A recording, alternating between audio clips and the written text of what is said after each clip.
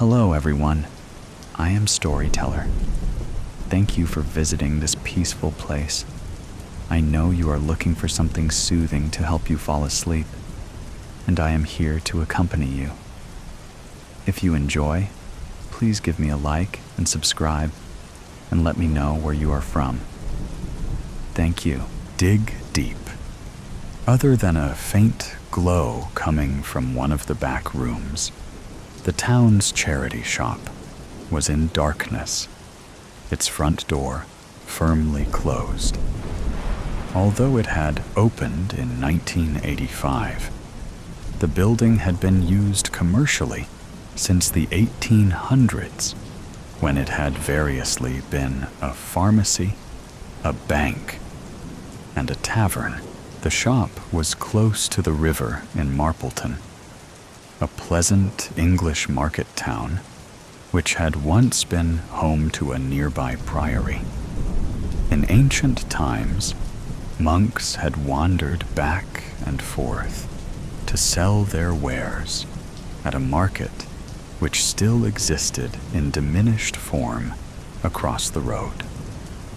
Regulars were now peering through the shop window, but the main lights stayed off. A few of the shop's helpers were huddled in the back room. Patrick, the treasurer, had collected the spare keys from the greengrocer to let them in. The gatherers were addressing one topic, namely, why their long-serving manager, Rhea, had failed to open up the day before. I just can't understand it, Ivy, one of the shop's founding members, said. I've never known her not to turn up, unless she's on holiday. In all the years I've known Rhea, she's never had a day's sickness. Wasn't she going to New Zealand to visit her sister? Patrick asked. She was, but not until the following week. It's in the shop diary. Here, take a look. Ivy tapped the relevant pages meaningfully. I'm not doubting you, Ivy, but she may have got the dates wrong. She wasn't in the habit of making mistakes. Ivy's loyalty knew no bounds. Patrick adopted a different approach. You've tried Rhea's landline, I take it, several times. Each time, it went straight to answer phone. Right. Still, I expect we're worrying over nothing. But you have to admit, she has been a bit distracted lately, someone piped up. Patrick turned to Silvana hopefully, but she shook her head. I've tried her on her mobile, but nothing.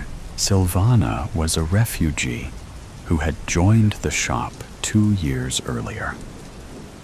Since Rhea had taken her under her wing when she first came to England, her English had improved markedly. Silvana had been on the verge of admitting her true feelings for Rhea. Reality had crushed the likelihood of her returning to her homeland anytime soon, and been replaced by something entirely unexpected. An overwhelming love for another human being. Silvana's great wish was to know whether that love was returned. Rhea clearly liked her, but was it worth risking their friendship for more? The path to such an admission seemed littered with obstacles. Now, the mystery of Rhea's whereabouts could be added to an already growing list. Dad, did Rhea say anything about changing her holiday plans, Silvana? Patrick asked, determined to get to the bottom of things. No, I went to her house for my lesson last Wednesday. She told me she'd be away all next week. Silvana had considered the matter carefully. Yes, that is so. Patrick said. I guess I'll have to contact the area manager about reopening the shop. You'll need to do that. Volunteer phone numbers are stored in the locked cabinet, and only Rhea has the key, Ivy interjected. Head office have contact numbers too. Everyone knew Rhea always carried a set of keys on a fob attached to a waistband. Patrick joked she secretly had a cellar key for the shop's more trying customers, to which he'd received an enigmatic smile. The actual cellar key had supposedly vanished in the mists of time. Certainly, there was no call to use the cellar with ample storage space elsewhere. In any case, the cellar door was kept permanently locked, preventing anyone getting trapped if there was a fire. Patrick scrutinized the rota sheets. Maybe Judd would be willing to help if we reopen the shop, he suggested. Sylvana, who distrusted Judd, said nothing. 3 months earlier, dressed in black jeans and hoodie, and trailed by a mournful cocker spaniel, Judd had shown up to inquire about volunteering. When Sylvana had bent to pat his dog, it had backed off, whimpering. She gets nervous round new people, Judd had explained. Tucking away the banking money, Patrick had gone to fetch Rhea. A young man's inquiring about volunteering, he'd told her. Shall I send him through? What's he like? Rhea was wearily tapping information into the computer at her desk. He seems pleasant enough. His dog's rather nervous. Rhea massaged her aching neck. Send him through, she said. Rhea had confided in Sylvana about her difficulty in getting references for Judd Dig Deep. Eventually, he'd presented her with 2 typed ones, supposedly from an ex-employer. With typical thoroughness, Rhea had rung one of the numbers to learn more about the new helper. When a voice answered, sounding suspiciously like Judd's, she'd intended to investigate further. However, other things had intervened. A few weeks after this uncharacteristic omission, Judd was indeed proving to be an asset. Willing to turn his hand to anything, it was a relief not having to lift heavy sacks and boxes donated by the public from one end of the shop to the other. With little guidance, Judd had transformed one of the sorting rooms, leaving it immaculate. One evening, when Sylvana cycled past the back of the shop, she noticed a group of undesirables hanging with Judd, engrossed in conversation. She hurried past, hoping she hadn't been seen. She raised her concerns to Rhea, who told her it was nothing to worry about, that she'd keep an eye on things, and bafflingly added, I'd rather you didn't mention this to anyone else. The day the shop reopened, without Rhea at the helm, was Sylvana's birthday. Patrick invited her to join him later for one of his wife's specials, homemade pizza and pear wine. The food tasted delicious, but she pushed her plate to one side. You're still worried about Rhea, aren't you? Patrick observed. Her cell phone is dead. It's strange. I knocked on her door last night, but still no answer. Patrick got up. I tell you what, I happen to know Rhea's neighbor, Angela, from the book club. She looks after the garden when Rhea goes away. She may well have a spare key. I'm sure there's nothing to worry about, but it wouldn't do any harm to check if everything is all right. Sylvana was relieved. That's a great idea. Thanks, Patrick. I've been known to have a few in my time. Come on, get your coat. Let's see if we can solve this mystery. Half an hour later, the pair were standing in Ria's house. The hallway led into an open-plan kitchen diner with gleaming countertops and state-of-the-art gadgets. The smell of coffee lingered invitingly. When Ria's partner, Lindsay, had died 5 years earlier, she'd left her with a generous insurance payout. Silvana sighed, remembering the other day when she and Ria had drawn close over a bottle of wine. Ria had even given her a present, only to be opened on your birthday, she instructed. But beneath the gaiety, she'd been out of sorts. Ria had brushed aside Silvana's offer of help with a brisk, "I'm fine. I'll check down here if you do upstairs," Patrick said, jolting Silvana back to the present. The passport was lying on the bedside table. However, the photograph bore little resemblance to the person Silvana had come to love and admire.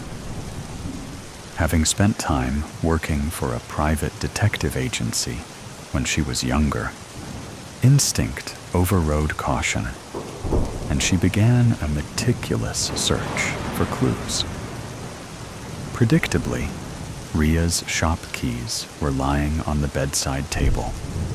More unexpected was the discovery of another set of keys attached to a ring with a tag labeled "Cellar." "Are you all right?" Patrick called up from the bottom of the staircase. "I'm okay." Silvana tucked the cellar keys into her bag. Then she remembered Ria's present and opened it. She was surprised to find a pay-as-you-go phone, already charged up. "Well," Patrick exclaimed, "did you find anything?" "Just this." She gave him the passport. "That's odd. It appears she never made it to New Zealand after all. Maybe it's time to involve the police." "What? Right now? It is rather late. I doubt they'll want to be disturbed tonight." Patrick thought of the half-opened bottle of wine waiting back home. "I'll act tomorrow morning.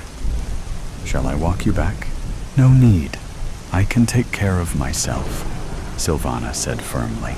Casa. The moon was her only companion as Silvana descended the cellar steps at the back of the shop. With growing unease, she encased her hands in a pair of gloves and took off her shoes. She didn't want anyone to know of her presence. After 3 attempts, the door creaked open, and she was met by a cloying damp, overlaid by something else, something unpleasant. Tensing, she flicked on her phone torch and spotted a narrow corridor with another door at the end. Filled with foreboding, she slowly turned the handle. She smelt the body before she saw it. Wearing the trademark hoodie, the bloating, discolored thing in front of her, could hardly be called human. Judd lay slumped against an upturned table, his eyes staring and opaque. Silvana covered her face with a handkerchief to prevent retching and inspected the scene, noting the bloodied head and smashed vase lying beside it. The blood had pooled and dried, staining the clothes and floor.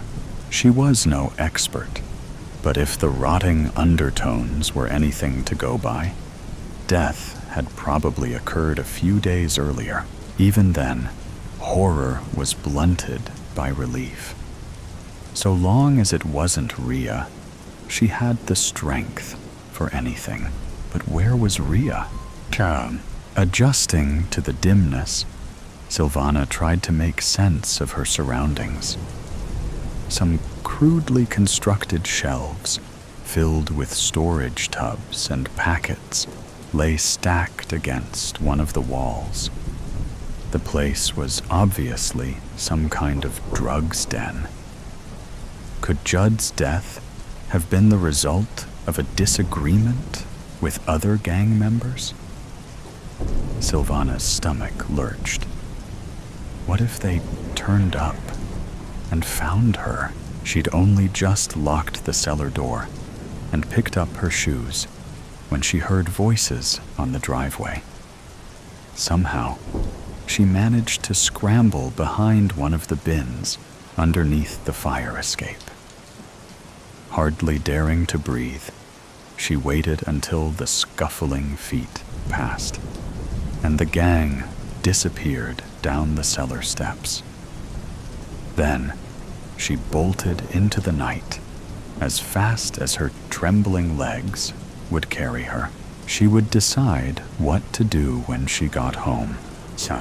Halfway across the town's park, muffled ringtones came from her bag. "Sylvana?"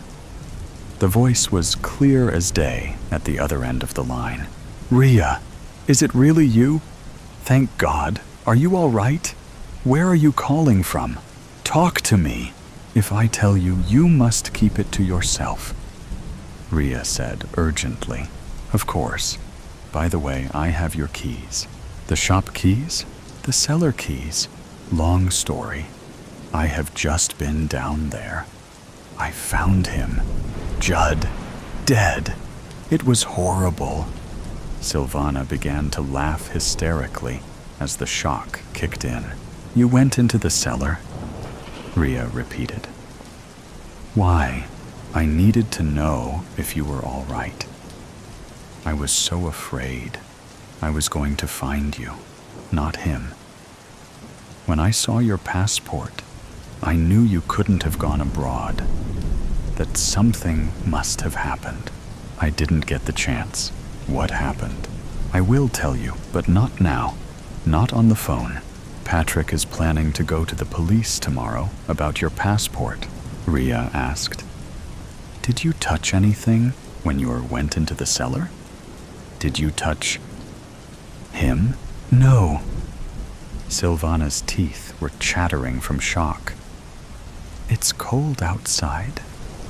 I was wearing gloves. But what do you know about Judd? Why were you wearing gloves?" "I don't know. I had a bad feeling. I didn't want to be implicated in anything. Back home, I once worked at a detective agency. I learned about not touching crime scenes." "You may want to call the police," Rhea said. "But please, can I ask you not to tell them I got in contact, or about me giving you the phone? We'll meet soon. That is, if you want to. I'll understand if you don't want anything more to do with me." "Of course I want to meet you." It seemed silly pretending now. "It's all I think about." Sylvana's heart flipped when she saw the distant figure standing on the pier below. The matinee performance at the Pavilion Theater was in full swing, and the pier was almost deserted. She came up behind Rhea, patting her on the shoulder. "Hey," Rhea turned, instantly relaxing when she saw her friend. "Hey." Sylvana sank into Rhea's arms. For a long time, the pair embraced. "It's so good to see you," Sylvana said. "Likewise." Rhea glanced round. "Does anyone know you're here?" "No." "And I'm so hungry." Rhea grinned. "How about some fish and chips? I'll treat you." "You mean the famous English fish and chips?" Rhea grinned. I've discovered a great place on the front. She linked arms with Silvana. Come on, let's eat. Then I'll tell you everything. Judd was a bad lot, Rhea admitted later. He was running a drug racket, and I threatened to report him to the police. It doesn't surprise me. But how did you find out? Not long after I joined the shop, I was clearing up one of the back rooms and came across a discarded cabinet. There were 2 sets of cellar keys in it. I never told anyone about them, partly because I didn't want a lot of fuss. I wanted to keep it to myself.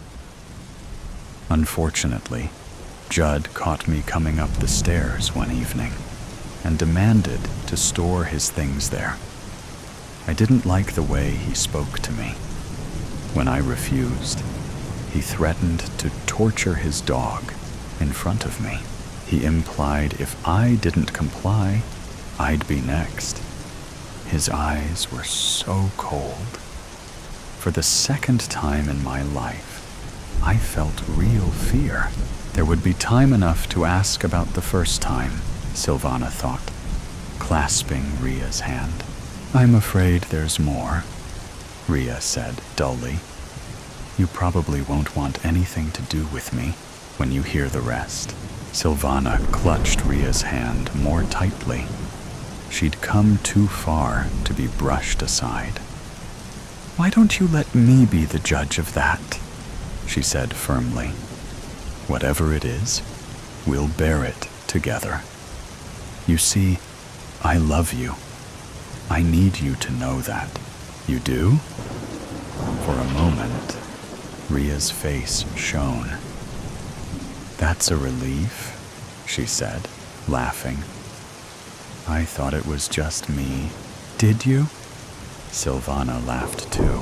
I may have had my suspicions, but I didn't want to say anything. Oh, I'm so happy, Silvana said. But hold your horses before we get carried away, Rhea warned.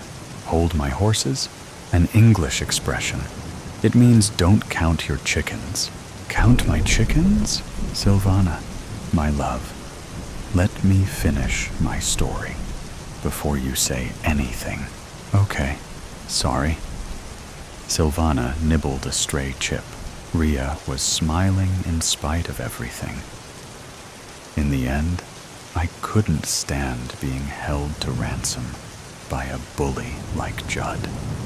A few days ago, I foolishly decided to confront him in the cellar. He went to grab a knife from the table. There was an old jar on one of the shelves, and as he turned, I smashed it over his head. She shuddered. I couldn't tell you all this, but I made sure you had the phone before I left. I hoped you'd stay in touch. The day after, I headed here, not wanting to be traced. I paid for everything with cash, but surely the police will realize you only acted in self-defense, Silvana insisted.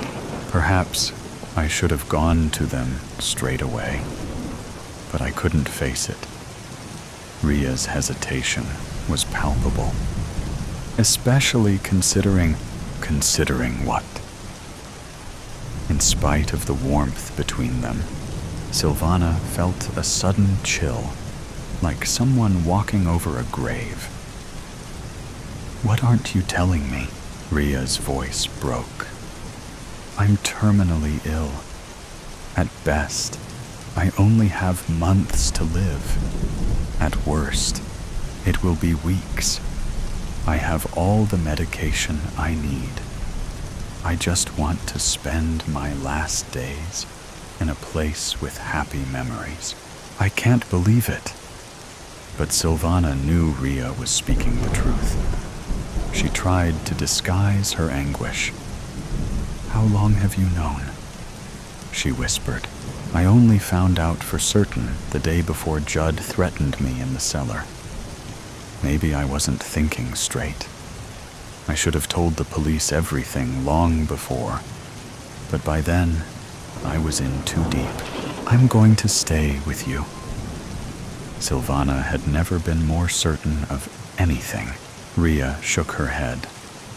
Stay with me tonight, and go back tomorrow. It won't be long before the police check the cellar.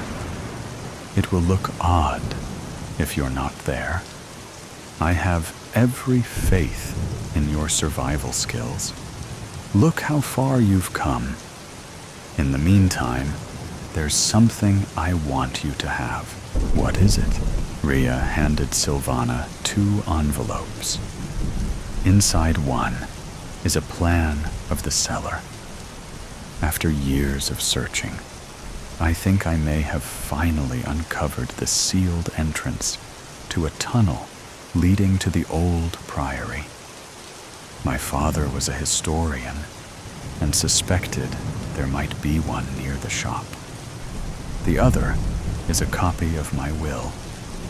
It's my final and dearest wish to make your life better when I've gone. Friday the 13th. The storm had been brewing all day.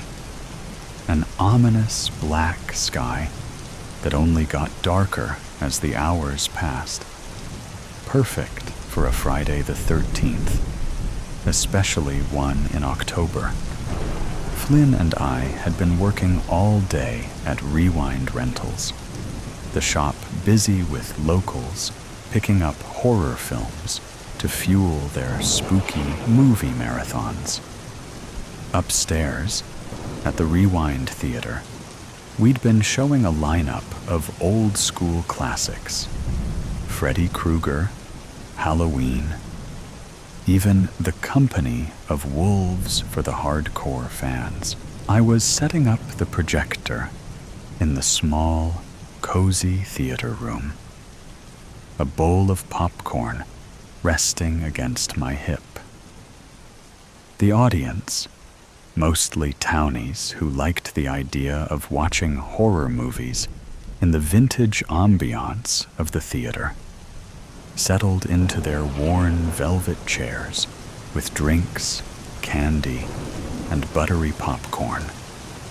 Flynn had put together a killer playlist for the pre-show, layering eerie sounds between trailers for other horror films. The first jump scare in Halloween was coming up, just as the weather outside began to turn nasty. A sudden, deafening crack of thunder echoed through the building. Lightning illuminated the theater windows, and everyone jumped in their seats, right on cue with the movie. I couldn't help but laugh. The timing too perfect to be planned. The storm had really picked up, pouring rain rattling against the windows. It made the dim lights in the shop downstairs flicker, which I only noticed as I left the theater and headed back down. Flynn had snuck off a little earlier, saying something about grabbing the next movie for the queue. I descended the creaky stairs, the hum of the old films playing through the walls. Just as I reached the last step, lightning flashed again, and the room went momentarily white, followed by a boom of thunder that seemed to shake the very floor beneath me. I shook my head, grinning to myself. Flynn loved Friday the 13th, especially one as dramatic as this. "Flynn," I called out, stepping behind the counter to check the register, fully expecting him to pop out from some shadowy corner, and of course, he did. He timed it just as another bolt of lightning struck. Diving out from behind a row of horror movies, with a loud "boo," I screamed, slapping his arm instinctively, and he burst into laughter, pulling me close before I could get away. His lips found mine in a soft, warm kiss. The contrast to the storm outside, making it feel all the more comforting. "You're too easy," Flynn teased, brushing his thumb over my cheek. Always so jumpy, I rolled my eyes, trying to ignore the way my pulse quickened. "Yeah, well, I have a reason to be, especially on nights like this. Something weird always happens on Friday the 13th. I'm starting to think I'm cursed." Flynn raised an eyebrow, that familiar smirk tugging at the corner of his lips. "Oh? And what makes you say that?" I sighed, stepping back and leaning against the counter as I crossed my arms, the rain tapping against the windows behind me. "Okay, so remember last year when I was doing the end-of-day paperwork behind the desk?" He nodded, waiting for me to continue. I looked up, and there was this guy standing by the horror section, I said, feeling a little chill run down my spine at the memory. He was wearing this creepy mask, like one of those old porcelain doll faces, and just staring at me. Flynn's grin faded, his expression shifting from amused to something more serious. "Wait, what? Who was he?" "That's the thing. I don't know. I didn't hear the bell ring when he came in, and when I greeted him, he didn't say anything. He just kept watching me while he browsed the shelves." "Okay, that's seriously messed up," Flynn said, taking a step closer. "What happened after?" "Well, I kept trying to act normal, like maybe he was just one of those weird horror buffs who gets really into it." I shrugged, feeling the goosebumps rise on my arms. But then he was just gone. No bell, no nothing. One second he was there, the next he wasn't. "Jesus, Amelia, that's creepy as hell," Flynn muttered, looking around as if expecting to see someone lurking in the shadows. "What the hell is wrong with people? Coral Cove is supposed to be safe." "Yeah, well, that's what I thought too. But every Friday the 13th, something strange happens." I glanced over at the old TV sets lining the back wall, one of them flickering ominously, as if the storm outside had seeped into the electronics. Flynn shook his head. "That's insane. Did you ever find out who it was?" "Nope. Never saw him again," I replied, my voice softer now. "I even checked the cameras, but nothing." Flynn stared at me for a moment, clearly freaked out by the story. Before he could say anything else, another loud clap of thunder boomed through the shop, making the old bells on the door chime, just as the lightning flashed again. I froze for a split second, watching the window, and Flynn turned to look at the door. When he glanced back at me, his eyes widened, and he took a step back. Flynn let out a yell, nearly tripping over the counter stool in his panic.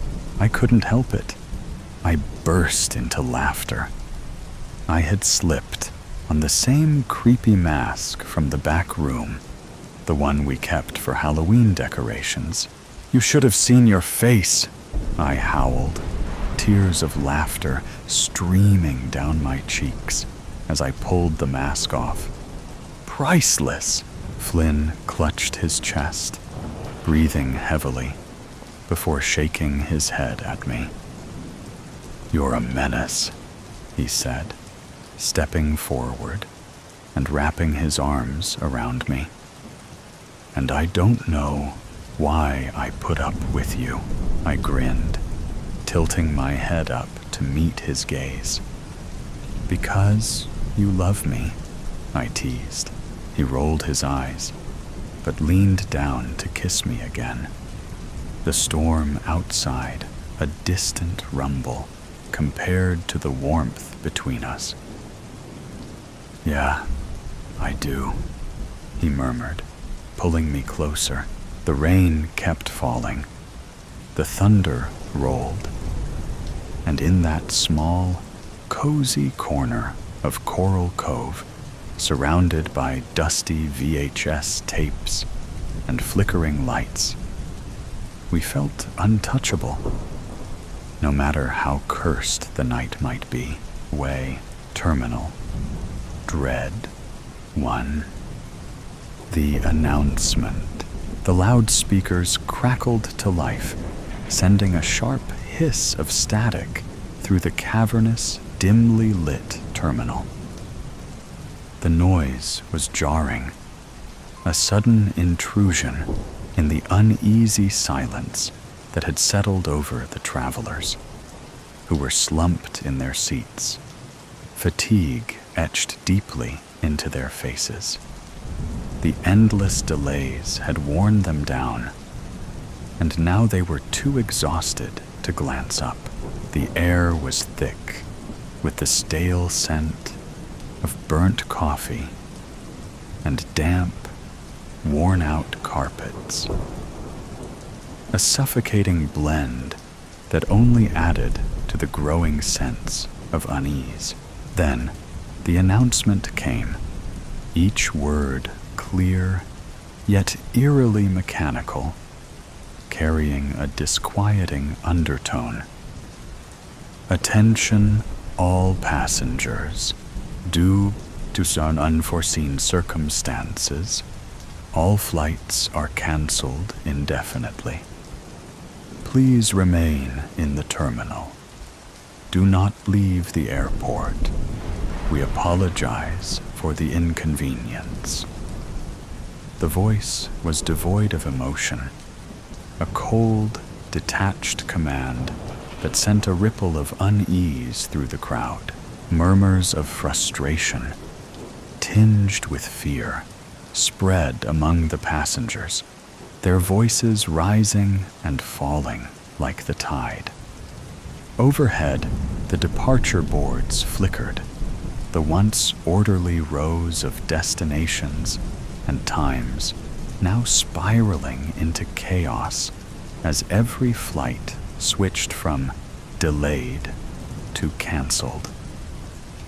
The fluorescent lights above seemed to dim in unison, their sporadic flickering casting long, jittery shadows across the floor. The terminal, once bustling with the energy of travel, now felt vast, cold, and hollow. A tomb of missed connections and lost hope to the unseen. Hours dragged on, though no one could tell whether it was hours or mere minutes. Time had lost its grip, slipping through the cracks like the insidious cold that seeped into the bones of those huddled in the terminal. People tried to make themselves comfortable, reclining awkwardly on the hard, unyielding plastic chairs, some curling up on the cold, unforgiving floor. Others wandered aimlessly, their eyes hollow, faces pale under the flickering lights. The airport staff, usually a constant presence, had vanished without a trace. The food courts stood empty, their colorful signs now dark, and the enticing smells of food had long faded. Even the ever-vigilant security personnel were nowhere to be found. The only sound was the low, relentless hum of the air conditioning. This dull drone draped the terminal in a blanket of oppressive silence. Occasionally, the rustle of a traveler shifting uncomfortably, or the faint tap of rain against the massive windows broke the quiet. Still, these sounds only served to amplify the growing sense of isolation. The terminal's once familiar noises had transformed into something alien and unsettling. A young woman, clutching a frayed boarding pass like a lifeline, approached the information desk, her footsteps echoing eerily in the empty space. "Excuse me?" she called out, her voice trembling as it reverberated off the walls, swallowed by the emptiness surrounding her. "Is anyone here? What's going on?" Her voice lingered in the air, unanswered, before fading into the void. She turned back towards the scattered passengers, her heart pounding. Then, something caught her eye, a fleeting movement in the glass's reflection, a quick and fluid shadow slipping away into the dim corridors leading to the gates. She spun around, eyes wide, but saw nothing. The same lifeless scene. Yet something had changed. The air felt thicker, heavier, charged with an unseen menace. It was as if the terminal itself was watching, waiting. Others began to sense it too. Paranoia spread like a contagion, infecting one passenger after another. Whispers grew in intensity as people shared their sightings. Dark shapes glimpsed from the corner of their eyes, only to vanish when looked at directly. A man, pale skin glistening with sweat, swore he saw a figure. No, something, standing in the shadows near the baggage claim, its eyes gleaming with a cold, malevolent light. His voice cracked as he recounted the encounter, his gaze darting nervously around the terminal, as if expecting the shadow to return. 3. The departure. The terminal descended into a deeper, more oppressive gloom as night fell. The few remaining lights flickered and buzzed, casting long, wavering shadows that seemed to stretch and twist in unnatural ways, their edges fraying as if they could reach out and ensnare the unwary. The temperature dropped, a biting chill creeping into the air, chilling the travelers. It was a cold that wasn't just physical. It carried the weight of something ancient and malevolent, something that didn't belong in the world of the living.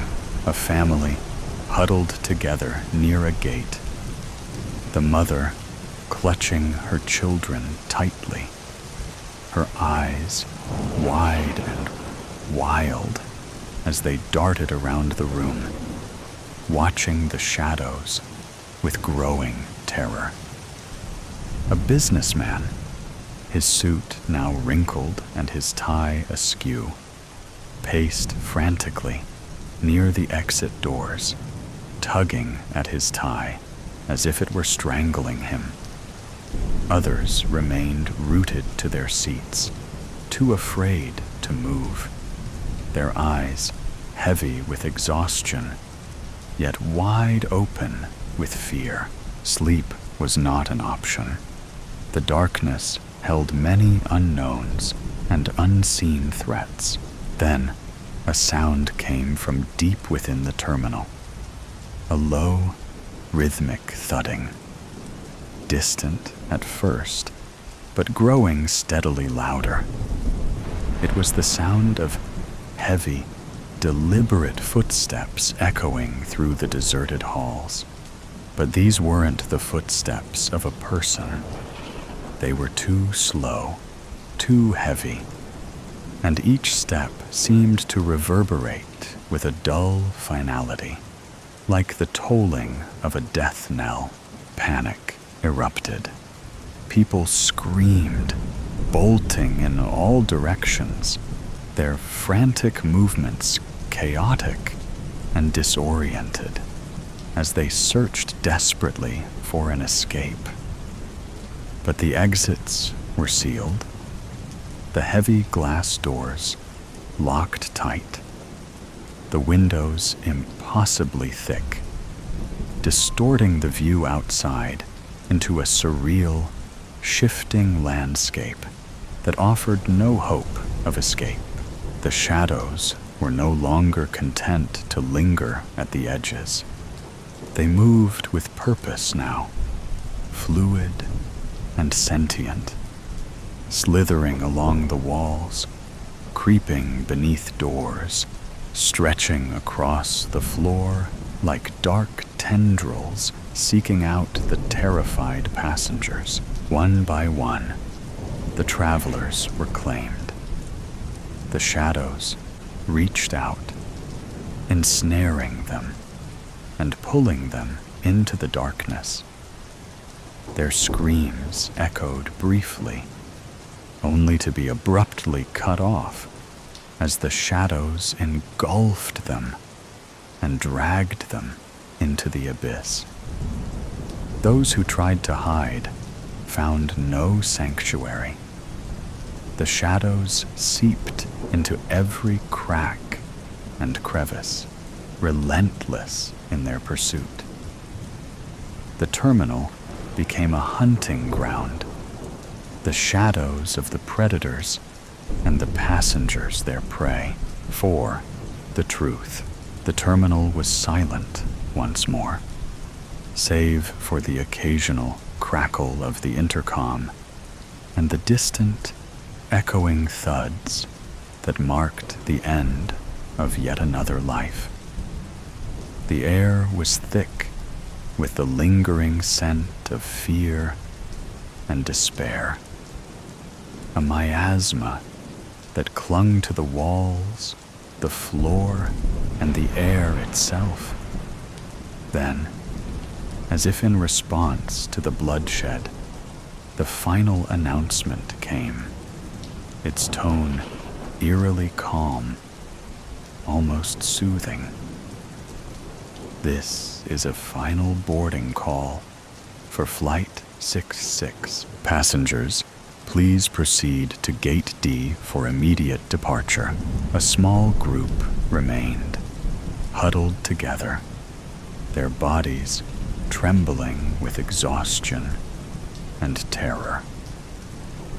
They stared at each other with hollow eyes, their faces pale as the full horror of their situation sank in.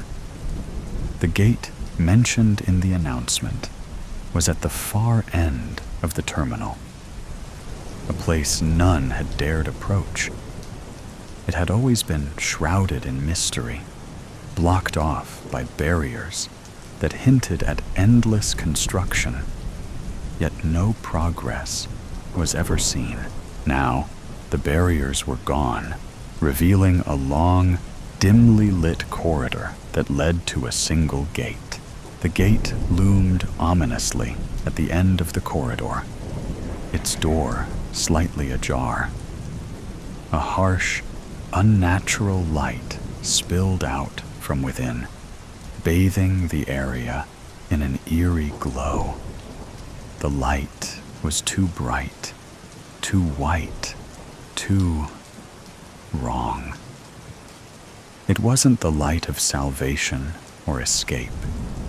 It was the light of something far more sinister, a beacon drawing passengers into the unknown, compelled by a force they couldn't resist. The survivors began to move toward the gate, their feet dragging as if weighed down by an invisible burden. The closer they got, the more they felt their very essence being pulled from them, their bodies dissolving into the shadows, their souls ripped from their forms and dragged into the eternal void that awaited beyond the gate. As the last of the passengers crossed the threshold, the terminal plunged into complete darkness, the oppressive silence broken only by the faint, lingering whispers of the lost. In the deserted control room, empty screens flickered with static, showing footage of an empty terminal, devoid of life, as if no one had ever been there. Now, a silent, empty shell. The airport waited patiently for the next group of unsuspecting travelers, ready to ensnare them in its endless, inescapable darkness. The intercom crackled one last time, then fell silent.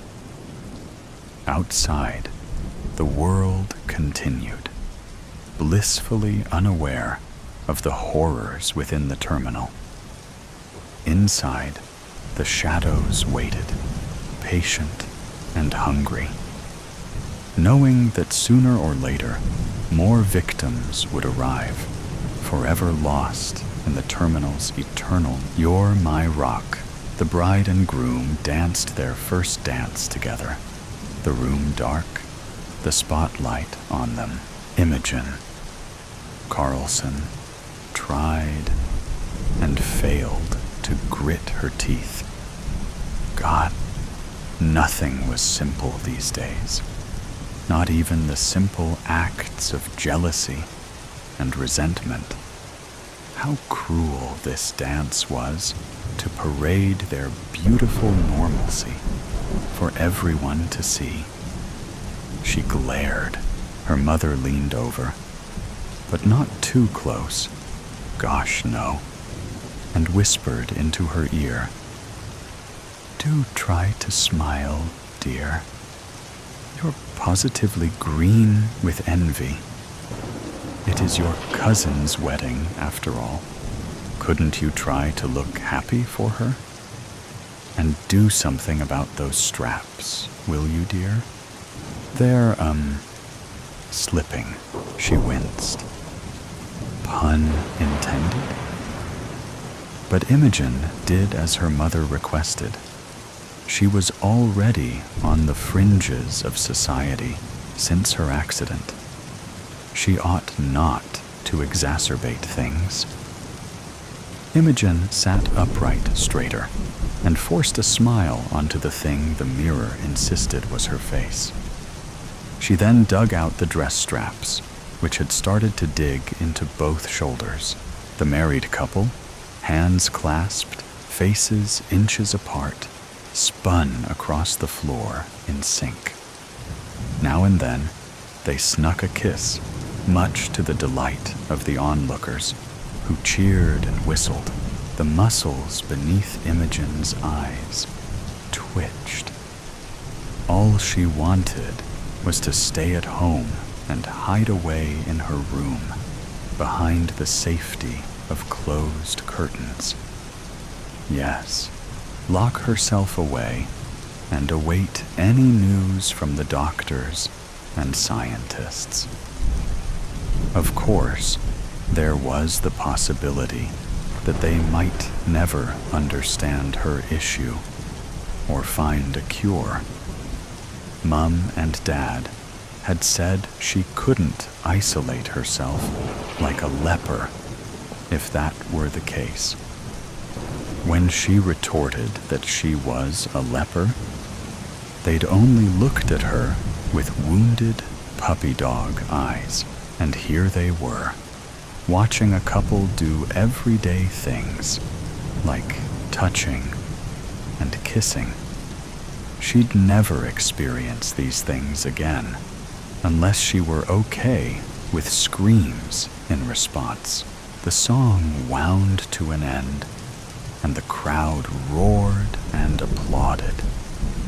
The couple opened up the dance floor to friends and family, waving them over. The music changed from elegant to upbeat. Imogen's parents got up, hand in hand. Her father reached out for her, then stopped before he could hurt himself. "Would you like to?" he said, nodding towards the dancing mob. When he saw the slight shake of his wife's head, he answered himself, "No, I suppose you better not." Acidic bile stung the back of her throat. God, she wanted some cake. But she was afraid that people would watch her as she ate, horrified but unable to look away. "Kill me now," she muttered under her breath. "Oh, if I did that, I wouldn't get to introduce you to Alan." Imogen jumped and yelped. It was Martin, the groom. He wore a tux and held a glass of white wine by the stem. He was smiling at her, a mischievous twinkle in his eyes, heart squelching in her chest. Imogen frowned. What was he here to do? Make fun of her? Pull a prank on her? She'd had enough of that from the local kids, who posted jelly packets through their letterbox. She supposed Mum had told her sister, who told her daughter and her groom-to-be. Not that they wouldn't have been able to see that something was wrong with her as soon as she showed up. During their first dance, the only light sources were the DJ's spotlight and Imogen's skin. "Who's Alan?" Martin's smile widened. He was tipsy. "An old school chum of mine. I thought you two would hit it off." Imogen's furrowed brow deepened. Martin had to be joking. And why on earth would anybody hit it off with someone like me? "You can see me, right? Because you're looking positively radiant tonight," said Martin with a wink. Imogen stared at him. He faltered. "Sorry, not funny." The corners of her lips twitched. She could see why her cousin liked this man. He was kind and genuine. "It was a little funny," she conceded. He relaxed. "Alan's a great guy, and he just arrived. He couldn't make it to the ceremony, otherwise you'd have definitely noticed him. There had to be a catch." "Okay, well, what's wrong with him then?" Martin nodded, as though he'd expected this. "Alan had a little accident a few months back. He's been struggling with it. I thought the two of you might have a lot to talk about." Imogen winced. "Man, She had a tongue of acid sometimes, like the rest of her. "Oh, I'm sorry. I didn't mean..." She shook her head. "Yeah, sure. Why not? Let's meet the guy." Martin downed the last of his wine, set it on the table, and took a fresh glass from a passing waiter's tray. "Great. Come, I'll introduce you to him. He's right over there. Now listen, he's a little sensitive about his looks, but..." Martin stopped and looked at her, swaying. "I don't think you'll judge him too harshly on that account." Imogen gasped when she saw him. Alan was sat alone in the far corner of the room, where the shadows swam, nursing a drink. He appeared to be a stone golem. "Imogen," slurred Martin, gesturing back and forth. "This is Alan I was telling you about. Alan, this is..." Imogen stepped forward with a genuine smile for the first time in months. She cut Martin off. "Imogen," she said, "it's a pleasure to meet you, Alan." Alan groaned, eyes fixated on his drink, which the servers had served him in a metal beer stein. "Yeah, sure it is. You've had your look at me now." "I haven't finished having my look at you, Alan." Alan flinched, looked up, then gasped. "Oh," he said. "Oh," she answered. Martin laughed, his glass of wine half empty. "All right. I'll pat myself on the back and leave you two to get to know each other. Have fun." She sat beside Alan, who could not take his eyes off her. She removed her polyester gloves to reveal her transparent, gooey green skin. Car crash, 2 lorries, each carrying mutagenic agents, collided. Nobody was hurt, except for a certain Imogen Carlson. She was trapped in her Pinto when the chemicals combined to make something new. Now I can't touch organic materials without absorbing and dissolving them. Alan nodded. He'd ripped his suit where he'd tried to pull it on over his gravel surface. "I was backpacking alone when I got the phone call that my mum had fallen down the stairs. I rushed home, taking a shortcut through the haunted mountains. I ignored all the warning signs telling you not to. I guess the mountains took it as an insult and cursed me to a life of cold stoniness. Mum's fine, by the way." Her heart ached for him. "I'm sorry." "Yeah, me too. Must suck not being able to touch anyone. Doctors much help?" She shook her head. "Nope. They've no idea. Mine neither. They said they've never seen any rock like it, that it doesn't seem to be organic." She gaped at him. She looked from her green, gloopy hand to his rocky one. She looked at him, a question in her eyes.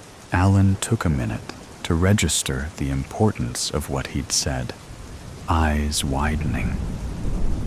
And then he smiled and answered the question by taking her hand with his. He did not scream. There was no bubbling or sizzling. Imogen did not feel the strange sensation of eating via something other than her mouth. She'd experienced it before, and it wasn't pleasant. "Wow," she said, Unable to say more, Alan leaned closer. "Would you like to dance, Imogen?" She thought about it, then threw her anxieties to the wind. Yes, I would, Alan." On their way to the dance floor, Alan stepped on a man's foot, breaking it. Alan didn't notice the screams for an ambulance. She had his complete attention. On their way to the dance floor, Imogen brushed a woman's hair with her ungloved arm, eating the strands. She didn't notice the little shriek or the woman's death glare. He had her complete attention. Doctors have called it thingification, after the thing from Fantastic Four. My guys are calling mine blebitis, like in The Blob. I see you've also spent a lot of time hiding away indoors, glued to the screen. I have too. Guess we're not so alone now, huh? She nodded. Question. The Blob. Original from 1958 or the 1988 remake? Alan pondered as they started to dance, a wide circle of empty dance floor opening up around them. The original's got its charms, but for me, the remake takes the cake. Blasphemy, I know.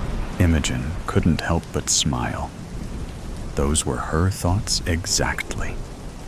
She leaned forward and kissed him on his stony lips.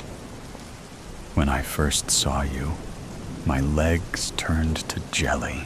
Alan, grinning after the initial shock of the kiss, pulled her close so they were dancing skin to skin. And when I saw you, it warmed my cold stone heart. Imogen sighed and rested her head against his chest. What a wonderful wedding. Death in the White Room. In the White Room, always clean and full of light. Death had made itself at home. It lingered like an unwelcome guest, curling up in the dark recesses behind doors, or lying in wait beneath the bed's shallow. Its ghastly form remained unseen, its wheezing breaths unheard, yet its presence was unmistakable, marked by the foul stench that clung to the air. It was a scent of old blood mingled with lye, and human refuse tinged with a sharp, lemony undertone. Arthur abhorred the lemon smell most of all. It was a poor parody of the fruit, all the sour and none of the sweet. They try to hide the nature of this place. Fresh paint over rotting wood, he said, his gaze drifting to the one dying beside him. The stranger was no more than a shadow of someone he once knew. A poor artist's rendition of his sister. Her skin, once golden and kissed by the sun, had turned pallid, marred with patches of purple. Her hair, once a rich brown, full of life and curls, had withered away to a handful of brittle wisps. Arthur had long forgotten the exact shade of his sister's eyes. Were they brown like mine? Or did they favor mother's green? He wondered, but could not recall. He could lean over this sleeping stranger's body, pry open an eye to see. But this was not his sister, as he would often lie to himself. Yet he was older now, than when she first became sick. And this lie seemed harder to believe with each passing day. A nurse, the fat one with that little nose, spilled a bedpan in the corridor today, Arthur said, his voice low and bitter. Like flies drawn to shit, they swarmed over it to clean before I could see. But I did. Red. He clutched the cold hand of the stranger. White little flies. I want to pick the wings off them and watch them struggle. I want to... His words faltered as something arrested his speech. A subtle, almost imperceptible squeeze from the stranger's hand served to both soothe and silence him. The stranger was listening. Was it the cruelty I insinuated, or the profanity that stirred you for a moment? Stranger, Arthur said, a wicked little smile curving his lips, though his eyes remained wide and wanting. He watched her lids, hoping to see them open, to see her well again. Yet no such miracle could exist. Her eyelids remained heavy, puffy, and bruised. There is a bit of father in me, you know, he whispered. A nastiness. Arthur turned to his left, gazing out of the window at the dying day. A thick wall of cloud loomed just above the horizon. Its underbelly dyed a deep orange by the setting sun, while the tops blushed pink against the purple sky. A seagull had perched itself on the windowsill, its clueless yellow eyes peering in. Yet, to Arthur, those eyes seemed mocking. The bird seemed to taunt him in silence. I smell the air, fresh and clean, while you languish on your sister's slow death. With a sudden, powerful flap of its wings, the seagull took off. A small down feather drifted in, slipping through a crack in the window, landing softly by Arthur's feet. He bent down to pick it up, but even that slight disturbance of air sent it skittering away, disappearing into the shadows beneath the bed. It was dark under the bed, where the shadows coiled thick and heavy.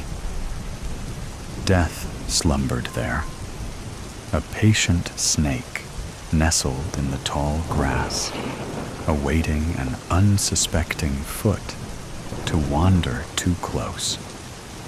Arthur felt the bite, the venom coursing through his veins, carried by the flow of his blood. Sleep claimed him soon after, and not a peaceful dream was had that night. The stranger sat perched on the window stool, fingers gently pawing at the glass, as if yearning to escape. Their white gown, soft and delicate, was adorned with 1,000 downy feathers. The moon outside shone as brightly as the midday sun, bathing the world in a clean, silver light. When the stranger turned to face Arthur, familiarity struck. His sister looked at him with knowing yellow eyes and a petulant pout on her full lips. You should open the window, she said, her voice hollow.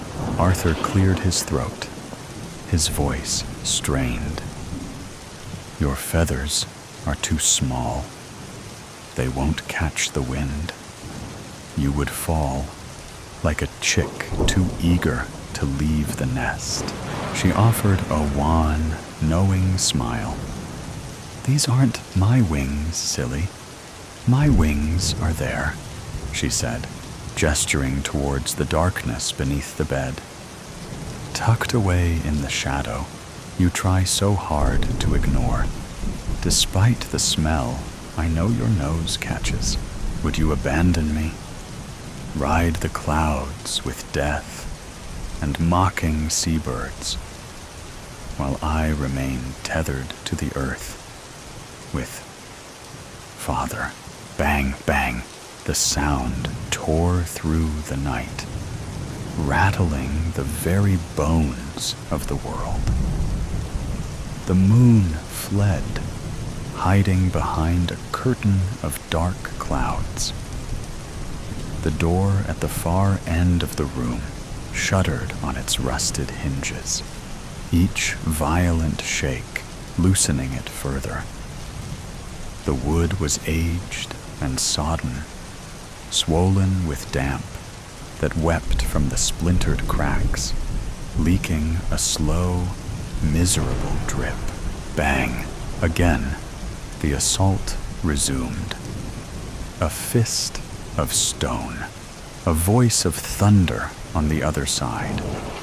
The clouds had deepened to a menacing red, pouring rain and spitting lightning.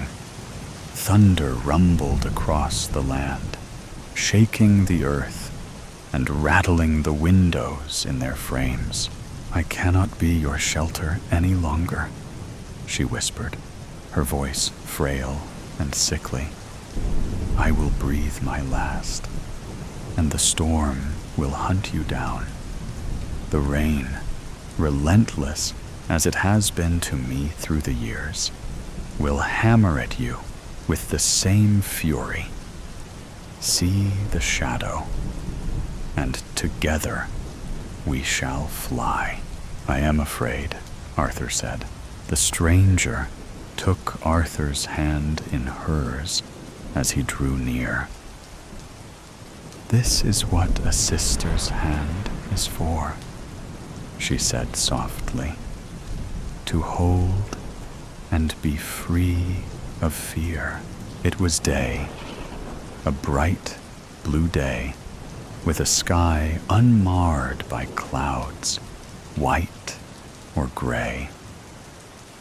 The window stood wide open, allowing the fragrance of rain-kissed grass to drift in. Outside, far below, a throng of tiny white flies swarmed. Kaala, the de Havilland.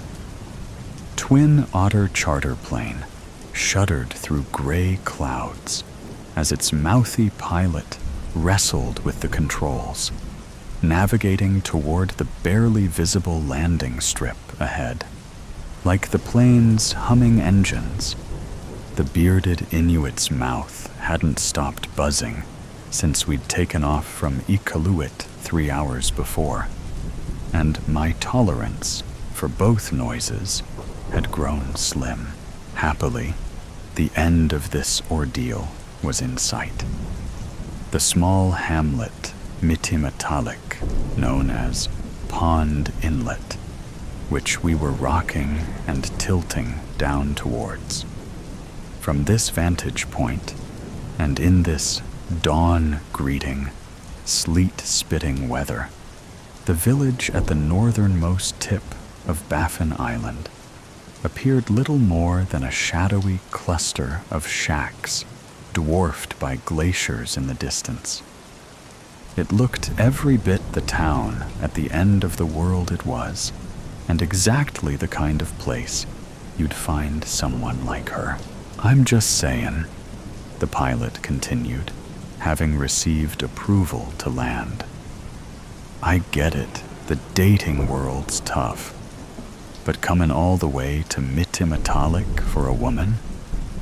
All she wants is a ticket out of this dump.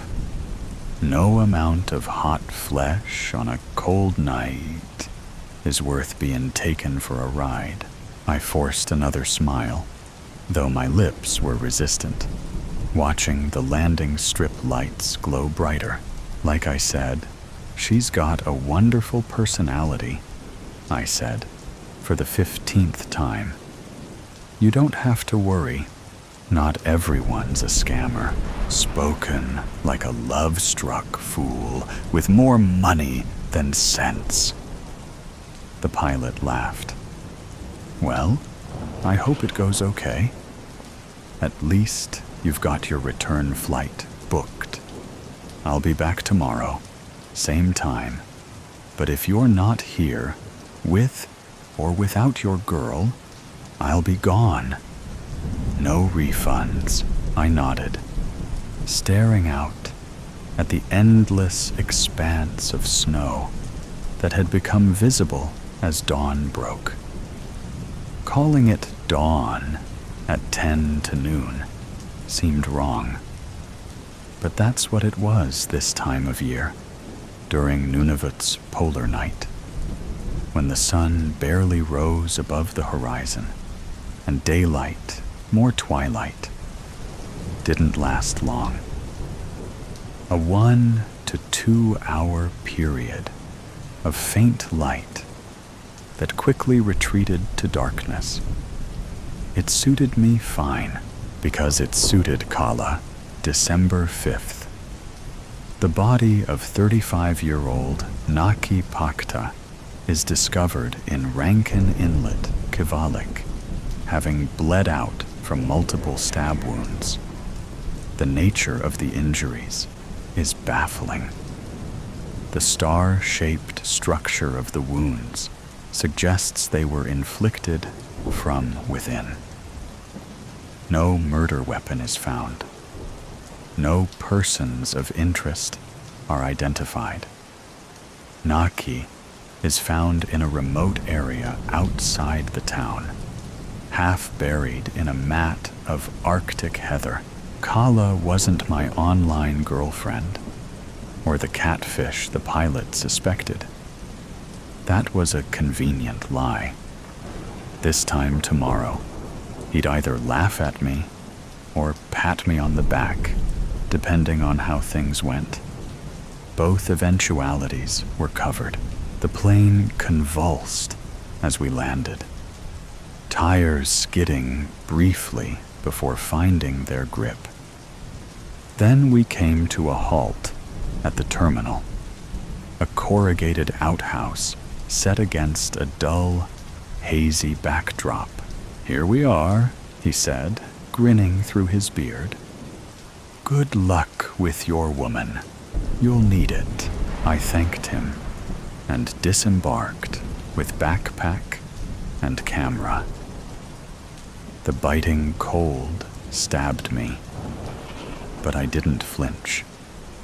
I inhaled sharply, the icy air burning my lungs, and made my way deeper into the ghost-like outpost of swirling snowflakes, the most remote place I'd ever come to meet a subject.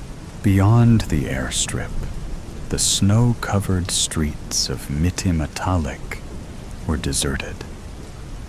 Dim street lamps illuminated squat, weather-beaten buildings, wide-eyed structures that seemed to huddle together to keep warm and endure the endless night, which had introduced insomnia, sleep paralysis, and nightmares to their eaves.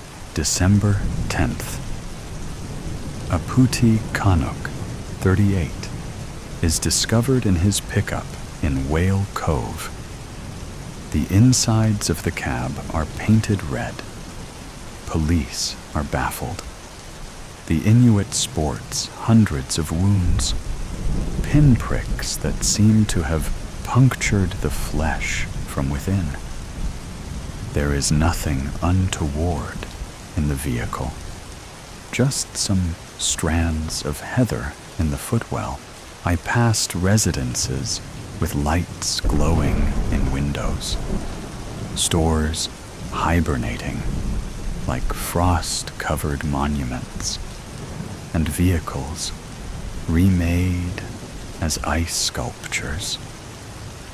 I didn't pass people, even though it was midday and as bright as it was going to be for another 24 hours. Nobody was getting their steps in. But that's not to say no one was out. As the snowfall grew thicker and I approached a junction in the road, laughter reached my ears from my destination, Ukpik Tavern, where, according to Sigil, the woman I was seeking should be. A few more steps, and it materialized. A nondescript bar that doubled as a restaurant, dull light spilling through the window. A wooden sign above the door creaked as I pushed through. Inside, I took a moment to shake off the cold and the snow before making my way to a table. The bar was decorated simply, with wooden tables and chairs, and a fireplace burning thick logs. A handful of locals were seated, meeting friends for lunch during this nighttime reprieve. They eyed me with mild suspicion as I came in. I made a show of checking my camera and placing it on the table like it was sacred. They looked away. Just another rich tourist or hipster blogger come to photograph the northern lights. Boring. A barman with a ducktail beard that somehow looked better than mine sauntered over as I shrugged off my parka. He informed me the bar was closing at 1:30, an hour and a bit from now. He noted my Nikon and the guidebook for neighboring Bylot Island I'd placed on the table. He didn't ask why I was here. I ordered beer and a bowl of caribou stew, then settled down to warm myself and wait. I didn't have to wait long. She came out of the men's room, carrying a mop and bucket, head high as she went behind the bar. The information I'd received had been correct. Not that I doubted it. Sigil was always correct. And though she looked older than 40 and heavier than 180 pounds, she was recognizable as the person who'd been described. Her face was weather-beaten. Strands of gray threaded her braided hair, and the birthmark on her neck was visible above the folds of her jumper. It was her, December 15th. Panic spreads through the Kivalik region as a third body is found. The frozen corpse of Nuvuk Kayuk, 42, is discovered at the foot of a cliff in Chesterfield. It seems he may be the victim of a fall, until he is thawed out and the stab wounds appear. Multiple star-shaped incisions that confirm murder, but there are no clues to be found, except the cluster of heather in his grasp. I received my glass of amber liquid and bowl of meat and veg, which I ate and drank slowly, watching her interact with the locals. She had an infectious laugh and a warm voice. I gathered she'd worked here a while. She seemed kind, not like one who could hurt another. but appearances are deceptive. I knew that better than most. Time crawled as I finished eating. Every so often, she'd look in my direction, flash a smile or nod, and I'd look away. I didn't need to make a connection. Not yet. Shortly after 1:15, the locals started getting up to leave. I drained my glass and pulled on my coat. It had been a successful visit. I'd found who I was looking for and gotten a feel for her form. Despite her slight bulk, there was no question she could handle herself. Behind the smiles and laughs, she could wield violence. I paid my bill and left. Outside, it was already black, the brief daylight hours having retreated. The snowfall had ceased, as if scared back into hiding by the night. Pond Inlet was silent, except for the now muted voices of the locals, who slunk out of the tavern behind me, showing less than zero interest in this photo-hunting fool. Stepping onto the stoop of what appeared to be a post office, I took cover in the shadows and fished out my vape. Blood, orange, and charcoal. My flavor of choice. Enough bite to keep me alert, though, of course, I had sigil for that. And as if on cue, to remind or reprimand me, a sudden cackle of noise penetrated my ear, making me wince as I cupped it. It was a garbled message, like always, broken syllables that were difficult to understand, but whose meaning was clear. I was on the right track, and things were escalating. Kaala was about to strike again. December 21st. The remote community of Arctic Bay, Qikiqtaaluk, is shaken by the discovery of Panaa Pictu, 39, found dead while camping on the outskirts of town. Her body, exsanguinated, sports familiar stab wounds. A charred stem of heather is found in her campfire's ashes. 4 Inuit are dead, killed in mysterious fashion. The killer remains at large. I'd taken the 3rd pull on my vape when the bar door opened and my target stepped out, wrapped in a sealskin coat. I couldn't see her face, but I knew from her gait it was her. She didn't waste time, stomping off towards the far end of town, where the street lamps petered out and darkness reigned. I gave her a minute's head start. The snow would record her path. She wasn't expecting me, so she wouldn't try to give me the slip. I took another drag and waited for the barman to lock up before setting off. I activated my Nikon's night vision function and kept an eye on its view screen as I followed her tracks.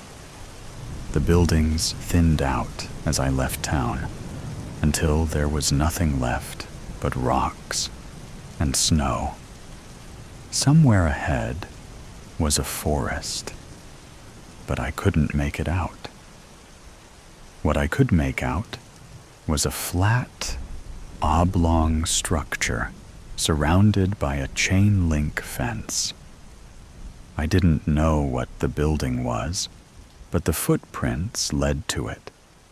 So that's where I went. A hole had been cut in the fence, spliced wires bent back. I ducked to slip through the gap careful not to snag my Canada Goose parka, then slunk through the snow to the building. What I could now guess was some kind of supply station. It was abandoned, at least for the winter, but its door had been forced to admit one guest. 2, as I eased it open. 3, if Kaala's trap had already been set. I winced in anticipation of a squeal. It didn't come, and I was able to enter a cluttered office lit by a battery-powered lantern. Empty crates and barrels filled the space. Paperwork lay scattered on the floor. In one corner was a sleeping bag, a rucksack, and a small heater. A seal skin coat lay next to the heater, which had been plugged in and was starting to glow. Clever. This wasn't her home. She was using this place as a lure. A crash and a yell brought my eyes to the door behind a dusty reception, and I started towards it, depositing my camera on the desk. Thought you could sneak up on me, eh? Thought you could take me like the others? A thud, a cry, a slam. I reached the door, which was slightly ajar, and peered through. I knew you'd find me, you bitch. But guess what? I got ready. In my ear, Sigil was humming, spitting instructions in urgent, guttural tones. I winced and ignored. I knew what to do. Like Twinak Itukalak, I was ready. So I pulled open the door and stepped through.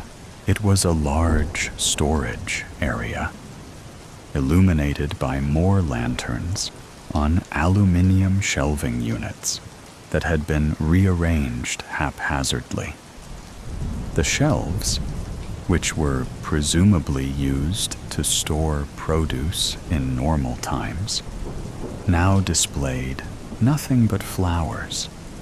Lots of flowers, potted and in full bloom, which was odd because of the season, and because of what Sigil told me to bring. Killed Nuvuk, killed Panna. Now I'll kill you. For real this time. The words accompanied more thumps and cries, and then something else, an unnatural keening. I peered around one of the shelving units and found the source of the noise. Jovial, happy Twinak from the bar, straddling the Inuit Kaala, slamming her head against the floor as she tried to sing a song. A window on the opposite wall was up. That's how Kaala had entered. Seeing the flowers would have made her feel safe, given her confidence, inspired bravado. Of course, that's how Twinak had made ready. A second glance at the nearest flower confirmed it. All the potted plants in here were plastic. Shut up, witch. There's nothing here you can use. Twinak slammed Kaala's head harder. The dark-haired, younger woman's words faltered, but she quickly resumed her bird-like song, an eerie, chirping sound that made me shiver. Twinak's back was to me. Kaala's eyes found me as I shucked off my bag. She was surprised, but didn't react. I could see in her eyes she was broken. I could see in her face she was weak. She'd been trekking for weeks, through darkness, making her way up from Tukik, stopping at townships on the way. This was her last stop, but she was tired, hungry. The net was closing in, and she'd underestimated the last of her prey. I'd come to help. "Hey," I said, startling Tuinak as I unzipped my bag. "Haven't you hurt her enough?" "Who the fuck?" "Your turn."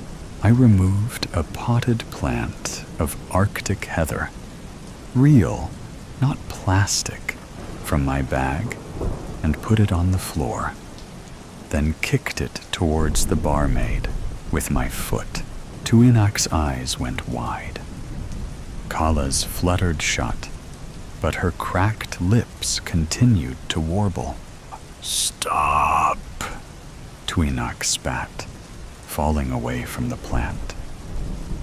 I watched as its leaves began to tremble in response to the quickening of Kaala's song. In my time and profession, in the circles I traveled, and amongst the fiends I called my crew, I'd seen my share of weird shit. But I'd never seen anything like this. I'd never known an animist, someone who could control earthy matter with their voice. So this was one for the books. Kaala's eyes snapped open, and as she started to sing, shout her words, the plant reacted. Its stems lengthened, stretching toward Tuinak like snakes. The soft leaves twisted and hardened, curling into deadly thorns. The petals flared, exposing a dark, pulsing core. Tuinak tried to flee, but the heather was fast. Thorny stems wrapped around her limbs, pulling her down.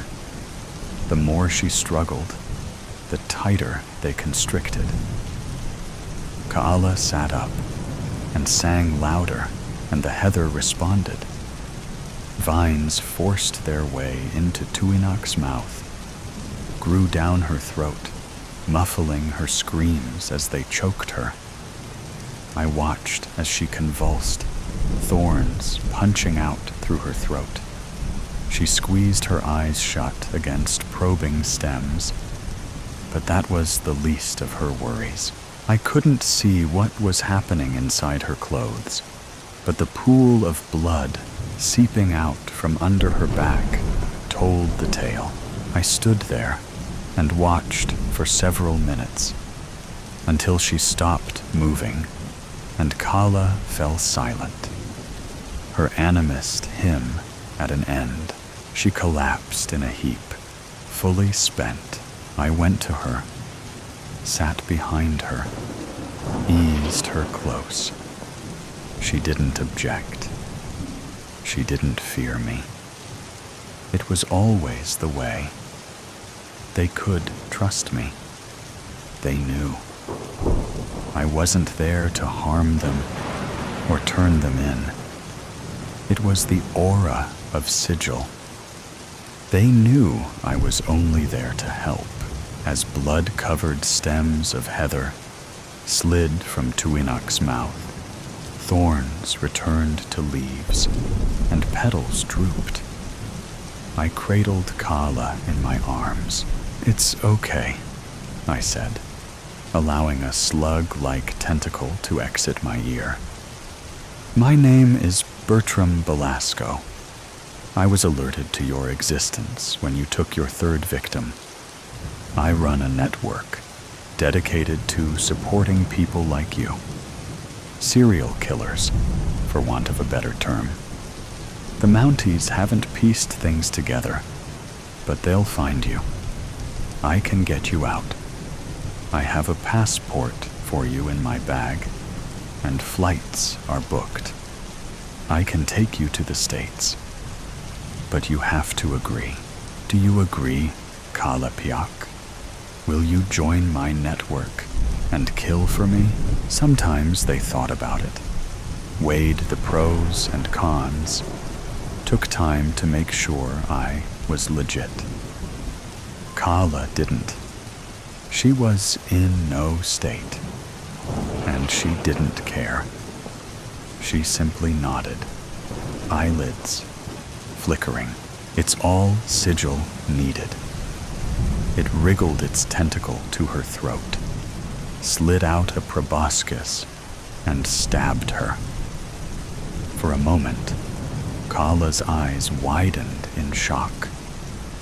Then, as quickly as it had struck, the tentacle retracted and slunk back inside my ear, having deposited a small lump of matter under her skin, coating her, making her his, ours, a member of the SK network, in which, as an animist, she'd excel.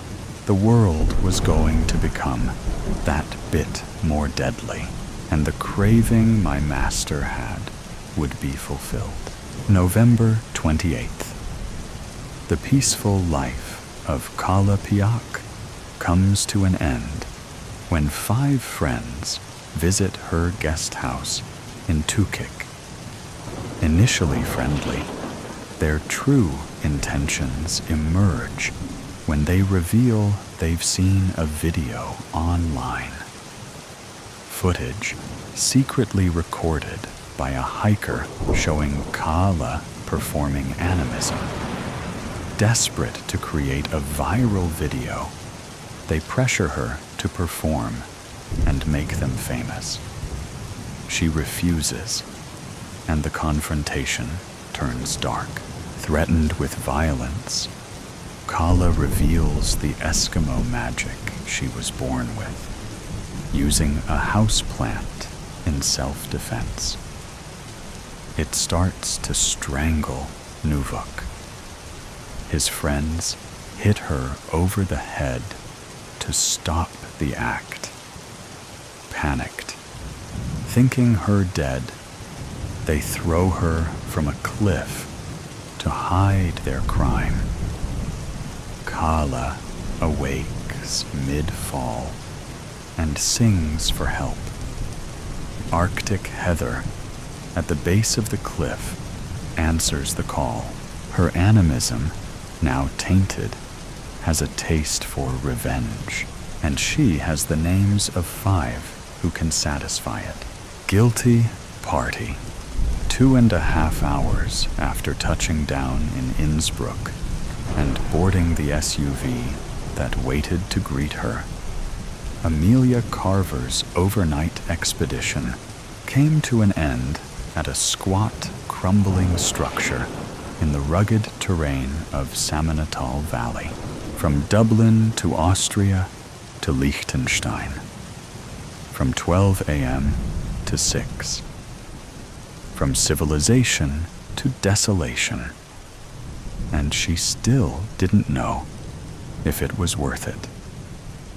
Looking at the building, little more than an abandoned mound of concrete, it was difficult to see how it could be. She hadn't accomplished anything of note since last year. She wasn't expecting to receive any awards. There were no contemporaries she still wanted to meet, and even if, by some chance, she was to be acknowledged for her endeavors, she had no desire to receive a tacky statue. Not that it mattered. She was contracted to be here, so she was. At least this year, promised to be different, since Bertram was introducing something new, and she'd made her own assumptions about what that meant. A special guest, an unexpected attendee, one that would be worth turning up for, if it was him. "So now, you're not going to throw me a bone?" she asked the driver, as he stopped by the secret military installation, which has been constructed by Nazi forces during World War II. Not so much as a nod or shake of the head. The driver, mannequin-like in black suit and mirrored sunglasses, said precisely as many words as he'd said since collecting her at the airport. A sum total of 0. Cool, said his fare, adjusting the Venetian half-mask that covered the left of her face before popping the passenger door, the fabric of her crimson gown rustling as she got out. Good talk. Thanks for the riveting repartee. Out of the vehicle, in the pale morning light, Amelia shut the door and straightened her skirt. Gravel spat like an angry rattlesnake as the driver stomped the gas and crunched away. Rude, said Amelia, tottering on heels towards the entrance, a rusted steel door partially concealed by tangled vines. Exactly the kind of place she wanted to spend the first evening of the last month of the year, when she could be curled up watching TV. But here she was, pushing through a squealing slab of history to meet another expressionless brute, who was as conversational as the one who'd dropped her off. Hey, she said, as the passage she'd entered closed around her. Am I last again? I'm always late. Shucks. The grunt showed no emotion while placing a barcode scanner type device against the scar on her neck, allowing a beep to confirm her identity. While he did this, she removed her phone from her clutch and tapped on it to display the invite she'd received, which was also scanned and accepted. Once done, the guard stepped aside, allowing her access to a drape-covered door.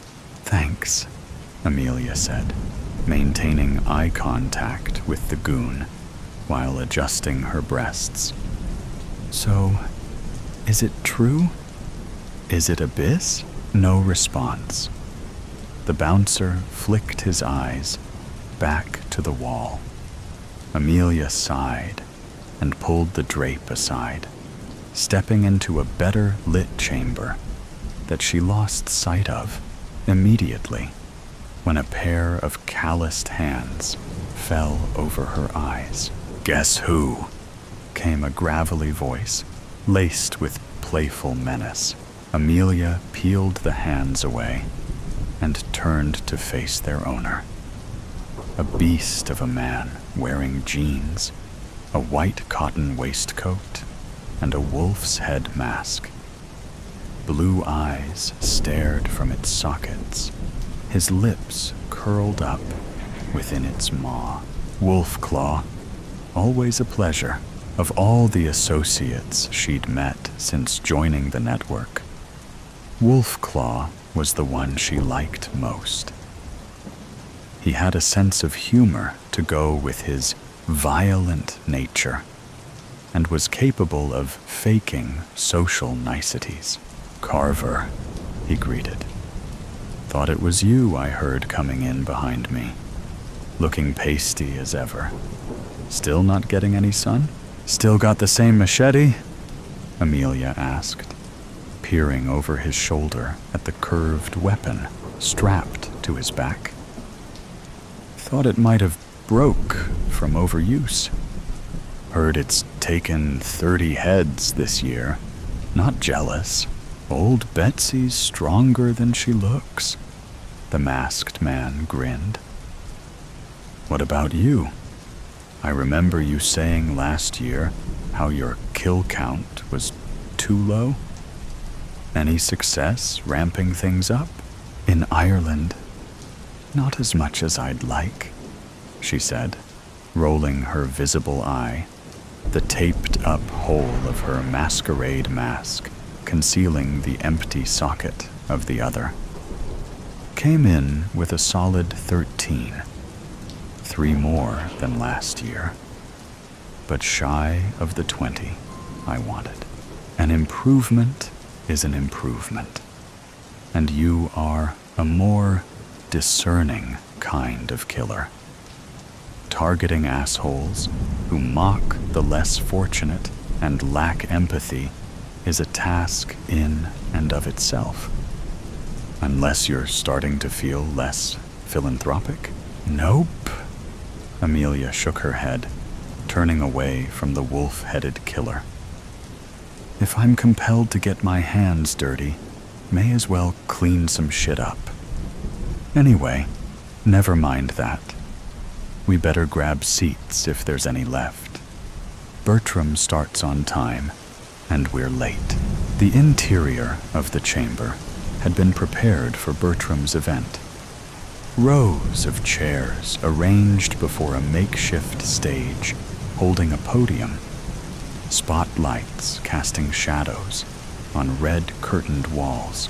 The seats were occupied by figures in various states, some in their work clothes, boiler suits, leather aprons, lab coats, military fatigues. Others in more casual attire, some sporting face coverings, canvas bags, chrome constructions, cliched hockey masks, or things that had been assembled from strips of flesh. Some displaying faces not even mothers could love, but all unmistakably killers. Indeed, said Wolfclaw, following Amelia towards the front, where she'd spotted a pair of vacant seats. Wouldn't do to be kicked out when I'm in with a chance of best massacre. You deserve an award for that. Amelia nodded. Speaking of awards, I guess you heard about the new one? Wolfclaw said, turning into the front row behind her. Lifetime Achievement Award. Arguably long overdue for a ceremony that honors psycho killers. Half-fuckers are near immortal. The question is, who's the inaugural recipient? Amelia finished, nodding at the motley crew of weird and wonderful murderers she passed as she made her way to a seat. You know what they've been saying on Instagram? Well, it's got to be Abyss, Wolfclaw said, taking a seat alongside her. How many times did he win Killer of the Year? 12? Does anyone have a better record? Not only that. Best dismemberment, most depraved violation, goriest cut. You name it, he got it. Every year for a decade, until he vanished. He's the GOAT. Would be an insult to give it to anyone else. The question is he alive? All the rumors that circulate about him being locked away by the government, retiring to live as a lumberjack, being turned into mince by a final girl. Fuck, Wolfclaw gasped as she organized her dress on her chair. I know, the ultimate humiliation for serial slashers. Not that, Wolfclaw interrupted, touching her arm. That. Amelia followed his gaze to the left of the stage, where 3 men stood partially obscured behind curtains. 2 of Bertram's goons, and him, clad in an oil-stained pair of overalls, feet stuffed into boots that were coming apart, head concealed by a latex S&M hood, replete with zips, straps, and buckles. The 7-foot-tall, hulking form was unmistakably Abyss. The shifting, awkward posture, the way his arms flexed, the movement of his head glitching like stop-motion animation. She'd only seen videos, but she knew it was him. Wolfclaw was squinting behind his mask as he studied the granddaddy of killers. He's bulkier than I expected, taller. But look how they're restraining him. Is that a neck manacle connected to prods? Amelia had noticed this too.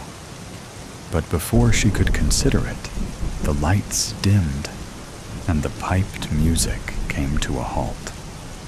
A hush fell over the crowd, and all eyes went to the stage as the curtain on the right was thrown back, allowing a bearded man in a suit to stride out, beckoning applause, which he got in buckets from all, because this was their benefactor, Bertram Belasco, long-serving head of the serial killer network. Amelia took part in the adulation as he soaked it up. In the 5 years since he found her and signed her up to his club, she'd come to respect him like everyone else. Being selected was nothing short of an honor. It meant her killer credentials were on point. It meant, despite the exorbitant subscription fee Bertram charged for membership, that she had access to all SK network resources: anonymity, medical aid, protection, and sanctuary when required. Luckily, she hadn't needed to avail of much yet, being a small fish in the pond. A little treatment for wounds, some hacking to remove her image from CCTV footage. All in a day's work for the network. "Welcome, friends," Bertram said when the applause died down. "Delighted to see you all again. Our venue is a little less luxurious than usual, but there's a reason for that, one that will become clear soon. Before we start, I want to take a moment to say that this year's nominees for our various awards were highly impressive. Kill of the Year, Sickest Mutilation, Most Creative Execution. You've outdone yourselves, and I want to congratulate everyone for their efforts. You've made me proud, and, well, just well done. Weird start, Wolfclaw whispered, and Amelia nodded. Bertram seemed more somber than usual. However, he blurted then, perking up as his eyes went to Abyss. Before we get to that, a surprise, a murmur rippled through the crowd, and Amelia felt goosebumps on her arms. As you know from my invite, their host went on, we have a special award tonight. And along with it comes a special guest. There's been a lot of speculation online as to who it might be, with one particular name being mooted more than others. Well, I don't want to keep you or him waiting any longer, so let's kick things off with our first ever Lifetime Achievement Award. Won't you join me, please, in welcoming Abyss? Applause filled the room as Abyss was guided out by the goons. His footsteps as he stomped to the podium were louder than the chants and cheers around her. But why was he secured like that? Was he here against his will? Was he a danger to his own kind? "I know this looks weird," said Bertram, as Abyss was brought to a halt alongside him, quivering as though volts flowed into his neck. But sadly, dear Abyss is not the force of nature he used to be. He's had to keep a low profile these last 10 years.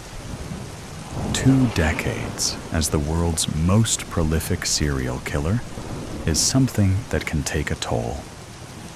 He absorbed more pure guilt than anyone before him and handled it like a trooper. But there's a limit to all things. And 10 years ago today, he reached his. He had to be put away for everyone's safety. Just one more kill would have broken him, released the guilt. And we weren't ready. "What's he talking about?" Wolfclaw hissed. Amelia shook her head. She had no idea. But whatever it was, it had the potential to be epic. As he spoke, Bertram retrieved an award from behind the podium. A grotesque creation made of twisted steel. "For you," he continued, presenting the award to the monster. "With gratitude. But this isn't your true reward. A polished lump of metal in your hands is nothing but a weapon. I know what you'd really like is closure." Abyss closed his fist around the award, gripping it like a bludgeon, while Bertram raised an arm and clicked his fingers. Amelia sat up in her chair, watching the curtains at the back of the stage part, and another suited mook wheel out a crate. "This is different," said Wolfclaw. "What's the old boy up to? Does everyone remember Diamond Lagoon, 1995? Abyss's most infamous rampage. He took out an entire settlement in one night. An incredible feat of savagery. 67 residents, 66 victims, because one slipped through the net. A plucky young girl. Don't you hate them? We've all been frustrated by one of those. For Abyss, though, in a 20-year reign of terror, she was the only one who ever got away. The only blemish in an otherwise spotless career. And guess what? Bertram moved to the edge of the stage as his man undid latches on the crate. "We have her here tonight." Gasps in the crowd as the guard opened the box and a disheveled woman fell out, barely getting her hands in front of her before hitting the floor. Her face was lined with age. Her hair was gray. She whimpered where she'd landed by Abyss, whose head was turned down as he watched. "No way," Amelia said, as Bertram and his goons walked off the stage. "Are we going to see a live kill?" "You're free, Abyss," Bertram called as he slipped through the curtains. "Let it go." The crowd had gotten to their feet, and Amelia joined them, all eyes on the scene, keen to see what would happen next. And what happened next was like watching a movie sped up. 2x, Abyss threw his head back and howled. The woman screamed up at his hood.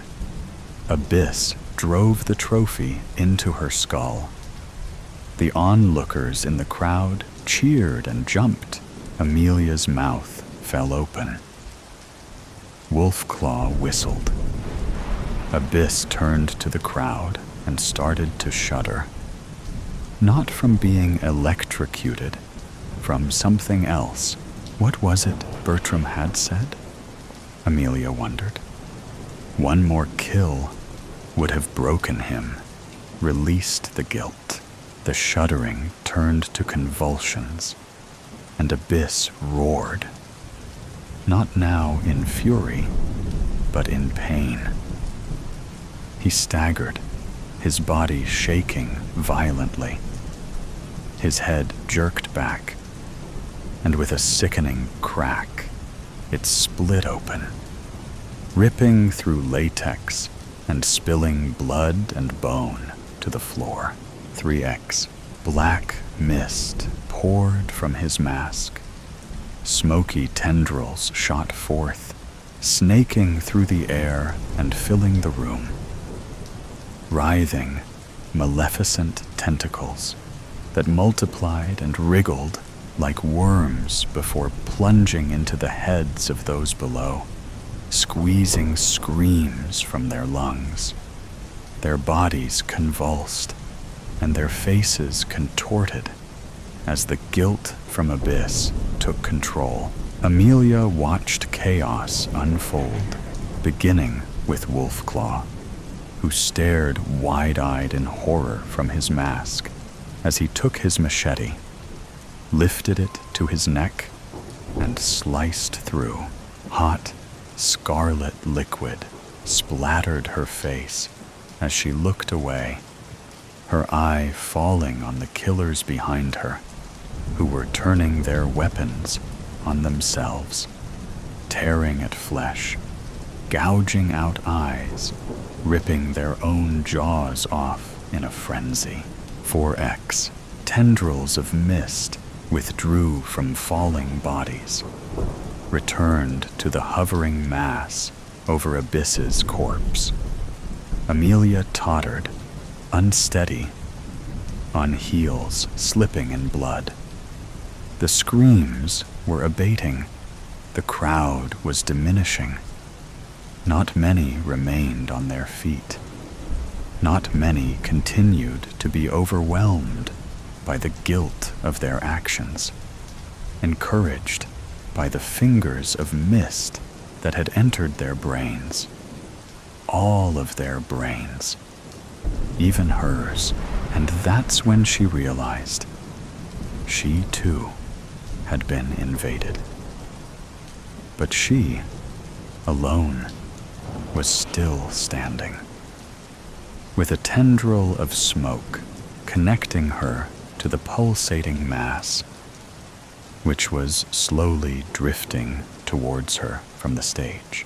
Drifting, oozing, throbbing, shrinking as it flowed into her head, filling her mind with images of her victims, bullies, narcissists, sociopaths, bigots, gaslighters, abusers, jerks. Am I supposed to feel bad for killing them? Her inner voice queried. Am I supposed to break under the weight of massive guilt?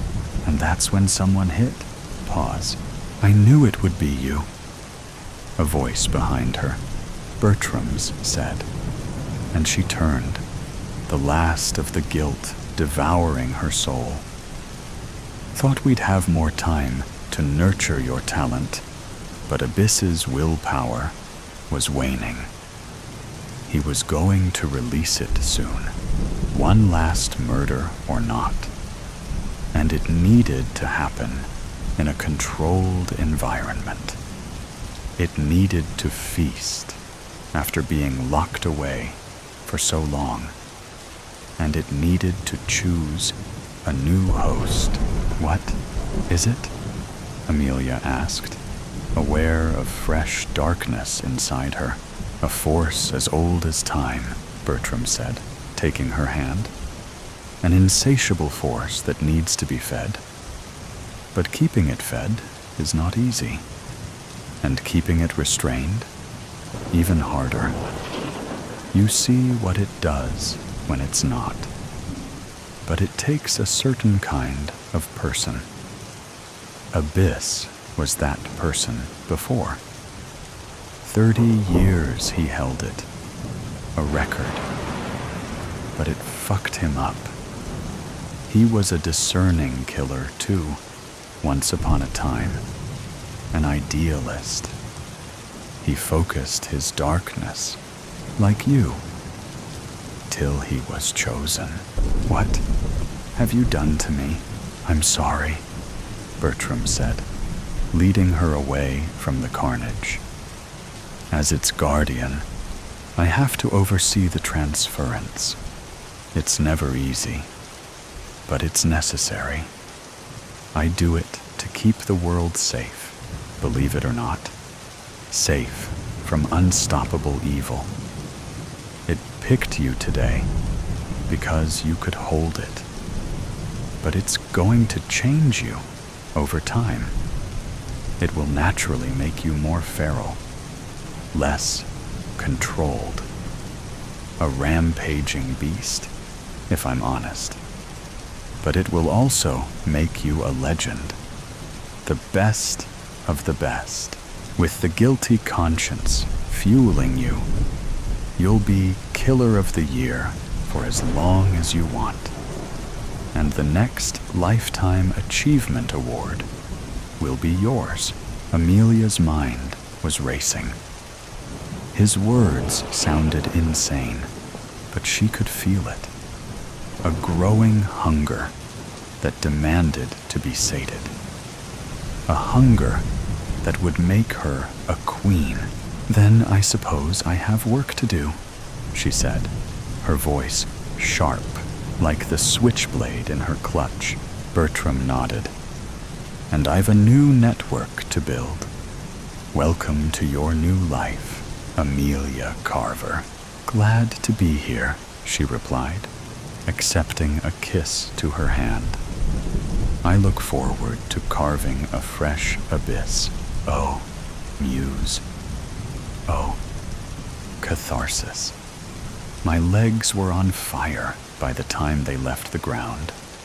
I surged upward like a spark, stretching my arms toward the ceiling, grabbing, reaching.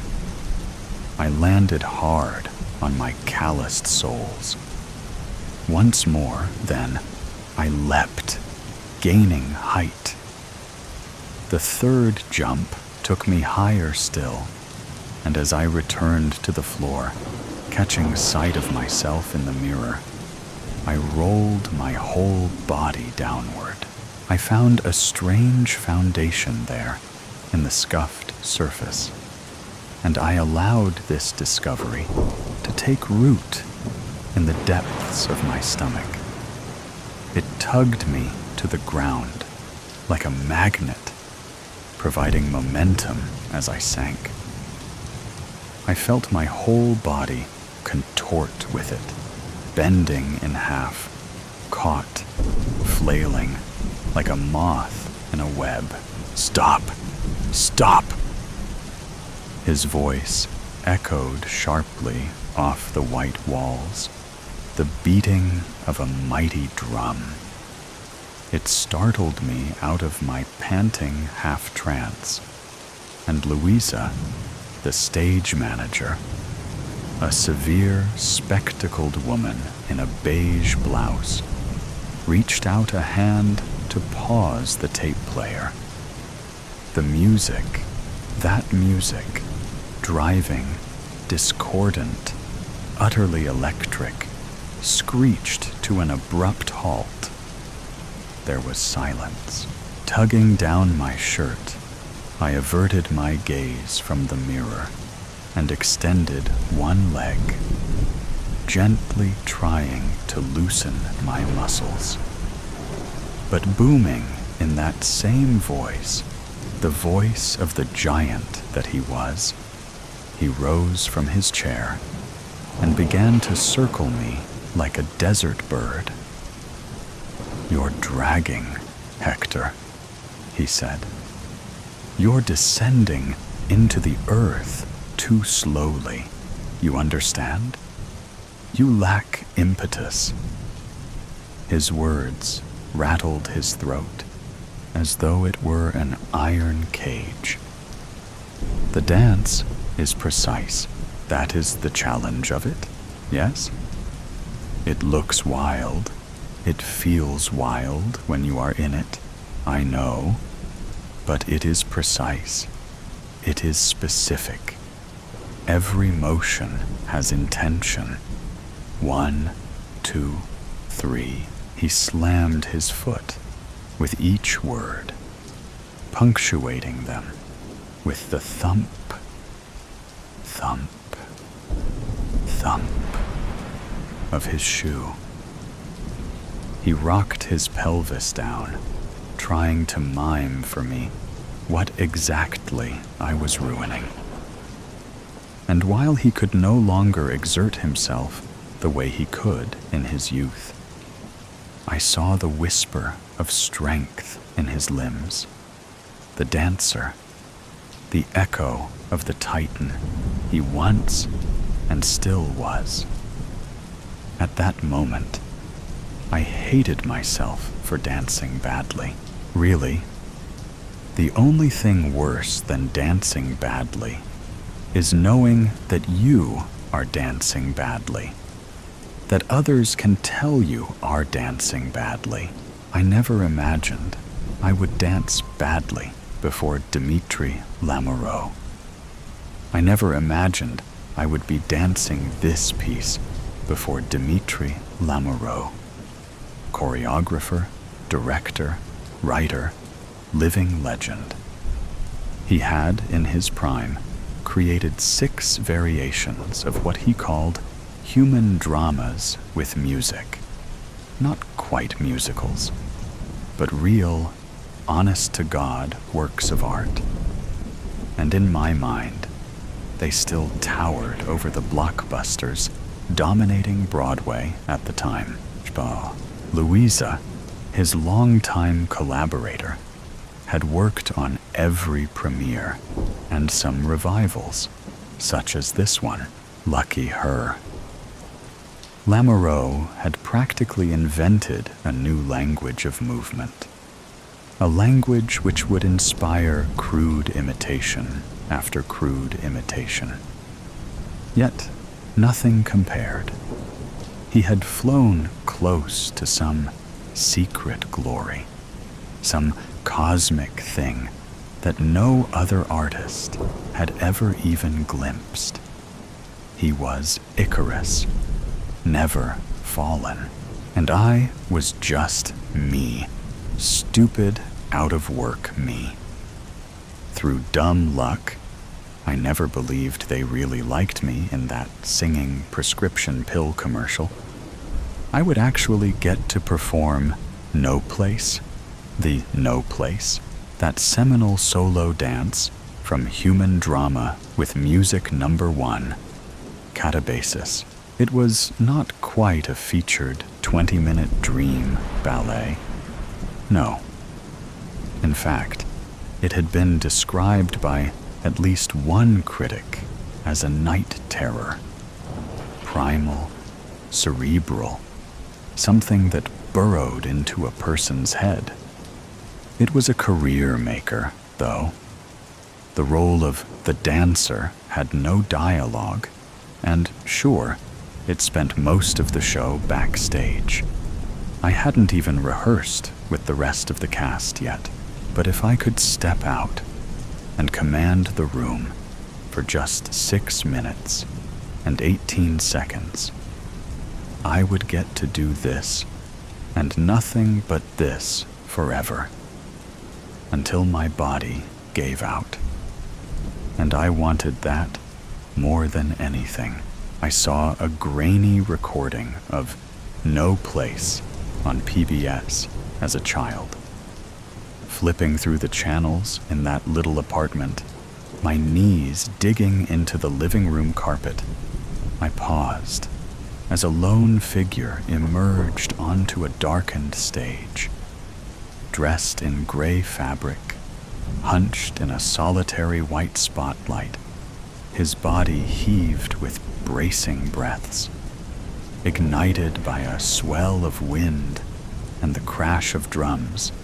He spun in a circle before bending backward completely, with a flexibility I could only hope to one day possess.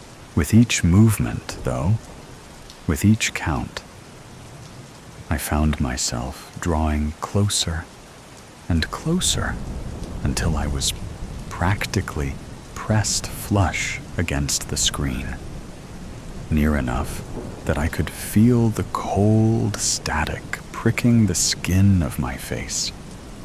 Poised like that, I extended both my arms outward and began crudely mirroring the dancer's steps. "Back up, Hector. How many times do I gotta tell you? You're gonna burn your goddamn eyes out," my father growled. Coming up behind me, he ripped the remote from my hands and changed the channel. He barked at me for blocking the picture, but I had already seen the dance.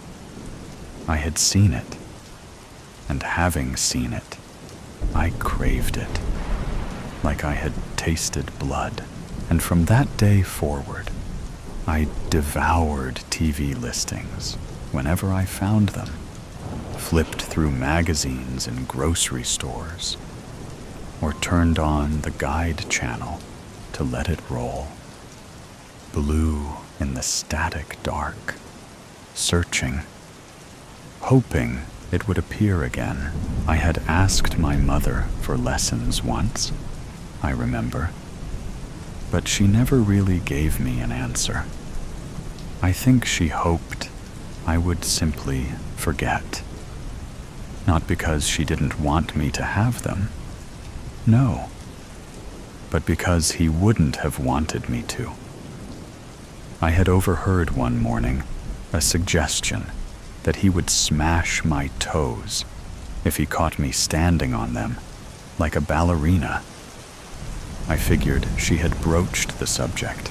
Either way, they aired the recording of Catharsis again in the autumn, very late at night, long past the hour I would be in bed, or sensible people would be watching.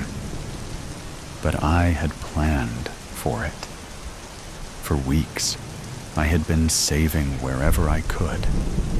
Change from lunch, or from errands to the corner store.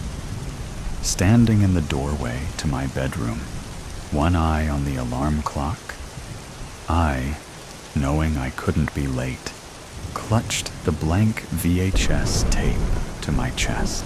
I had scrounged up just enough to buy it for this singular, solemn purpose. I had made this walk many, many times. The long corridor past my parents' bedroom to the living room. And I knew, by then, that I had to take the trek in threes, extending my legs every third step to avoid the spots where the floor creaked. I listened to my father's snoring, holding my breath as I moved, 3 by 3, avoiding the noise, avoiding the discovery, only to take off running as soon as I felt carpet. Hurrying to the television, I muted it with the remote before shoving the tape into the VCR. And as soon as I was sure that little red light was blinking, I watched. Yeah, I watched. And I mirrored the silent movements as if compelled, as if called. And while I didn't learn to dance for real until high school, when I could spend more time outside the house, I did dance for real that night. I hid the tape in a corner of my closet and snuck it out again and again, whenever the opportunity arose, until it broke and I couldn't even rewind it anymore. I'm sorry. I'm in my head. I can do it, I said at last, speaking to Lamoureux in the mirror of the rehearsal room. I shifted my eyes to the floor, but he pulled up my chin, forcing me to look at myself. I know you can, Hector. We saw it in your audition. Do that. Shall we run the section again? Louisa asked. Her finger hovered over the tape player. No. I'm tired of sections. We've been doing nothing but sections. Let's weave them together now. He needs to feel the full scope. Yes? He locked eyes with my reflection. You can do the full piece? From the top? I nodded, because I did not know what else to do. And I realized in that moment that, more than anything, I wanted to impress him. I didn't want him to regret entrusting me, of all the dancers in the world, with this most sacred thing. And so I lapsed into my pre-routine. Walking in a circle, the wood cold beneath my feet, I counted my steps in threes, stretching my legs at every third, out of habit or tradition or superstition. I rolled my hands downward next, running my pointer finger along each of my toes, counting out all 10 before taking my place before the mirror. Lamoureux settled back in his chair with a grunt, and turning to Louisa, I gave a nod. She pressed a few buttons, and with a low analog whir, the music began. I exhaled, my whole chest heaving, and counting to myself, I began. Turning, whirling, writhing, I bent myself backward, stretching my entire torso. Lamoureux, too, began keeping time, stomping away with his foot, watching every movement I made, driving me forward, taking hold of the energy I was hurling out into the space. Thump, thump, thump, thump. Each beat seeped into me, filling the pores of my thrashing body and setting my muscles ablaze. I blinked, and at first, I was not even sure I had seen it. It began as something of a flicker of light, a vague shadow over my left shoulder, almost a smudge on the mirror. The music hastened, and Lamoureux thumped time.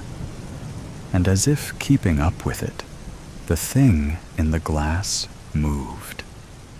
I spun too, and it seemed to spin with me. But locked into the dance, I did not stop to look. No, I spun. And I spun lost completely. And with each turn, the shape seemed to take more solid form, until I, facing the mirror, panting, aching, could see it, really see it. Skeletal limbs, impossibly long, arachnid almost, pulsed with tendons and throbbing red veins. It swayed back and forth, collapsing and contorting in on itself, creating and uncreating. almost imitating my movement, but stretching them to the mocking brink. It was a figure, a rotting husk, forged as if from teeth and flesh and living darkness. It moved in a way nothing I had ever seen moved. Choreographed chaos. A star imploding in on itself. A jellyfish. And yet, a man bending completely in half, twitching. It flipped its torso upside down, and its swollen head smacked the floor with a sickening, wet crunch. Somewhere beneath the thumping, I thought I could hear a raw, splintering noise, one that could burrow into a person's skull, digging like claws through grave dirt. Its spine had shattered, I thought. It had snapped itself in half, and yet continued to move. Beneath the music, I could hear the sick, screeching grind of bone on bone. Thump, thump, thump.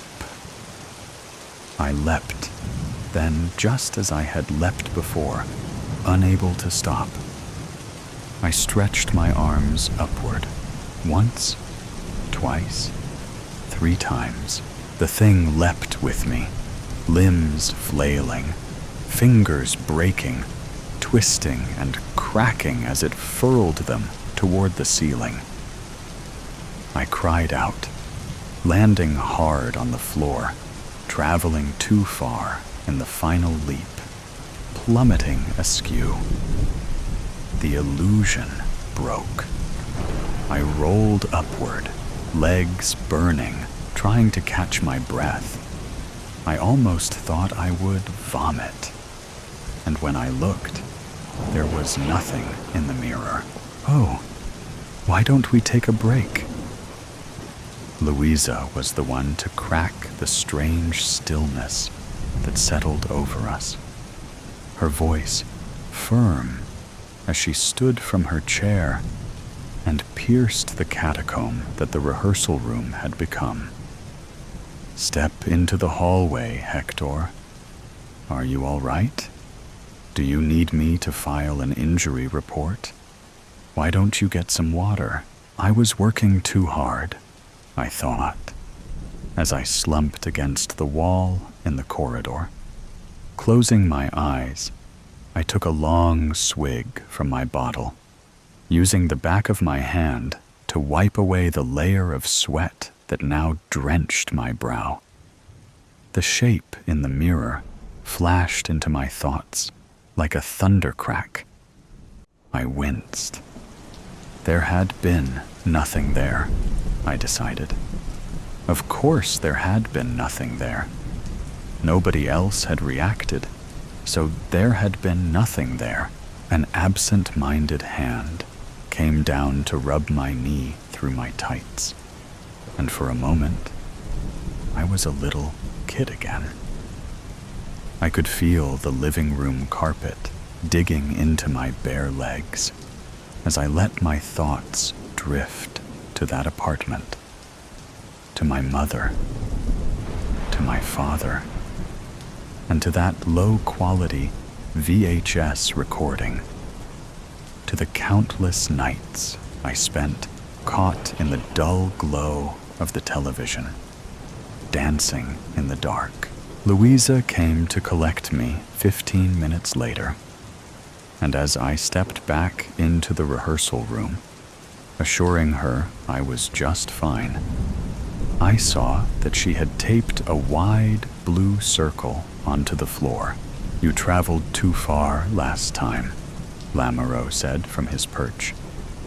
I had Louisa mark the edges of the stage. It's shaped like a disc. You must stay within the circle, understand? Are you ready to try again? Yes, but I was just thinking. I mean, sitting out there, I know why I'm falling behind. I first saw this piece on television, the PBS recording, you know, hundreds of times, and the dancer only jumps once. During the climax, he only jumps once. I'm jumping 3 times, I explained. It throws off the next measure for me, so I'm behind the music, and then I rush. Louisa dropped her script on the floor, interrupting me and catching Lamoureux's attention. He looked back to me after a moment. I remember that dancer from the recording, he said. He was a last-minute replacement. He was not like you. He lacked stamina. He lacked strength. Could not do all 3 jumps and keep going, so we had to alter it. The cameras were already there, and the show must go on, yes? But you have the ability to perform the piece as conceived, Hector. It's why we chose you. 3 jumps. Forget what you know. Watching him, I felt something strange fluttering in my stomach. Maybe it was nausea.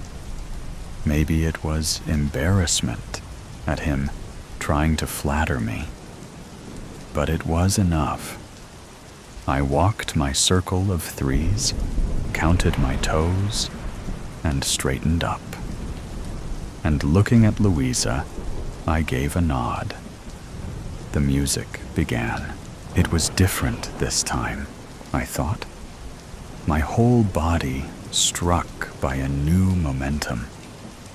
I lurched to the left and then to the right, writhing downward, finding each moment, each breath, each precise movement.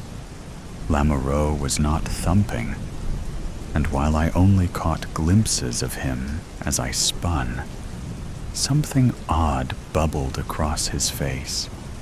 Excitement, maybe, or pleasure, and I had done it, I thought.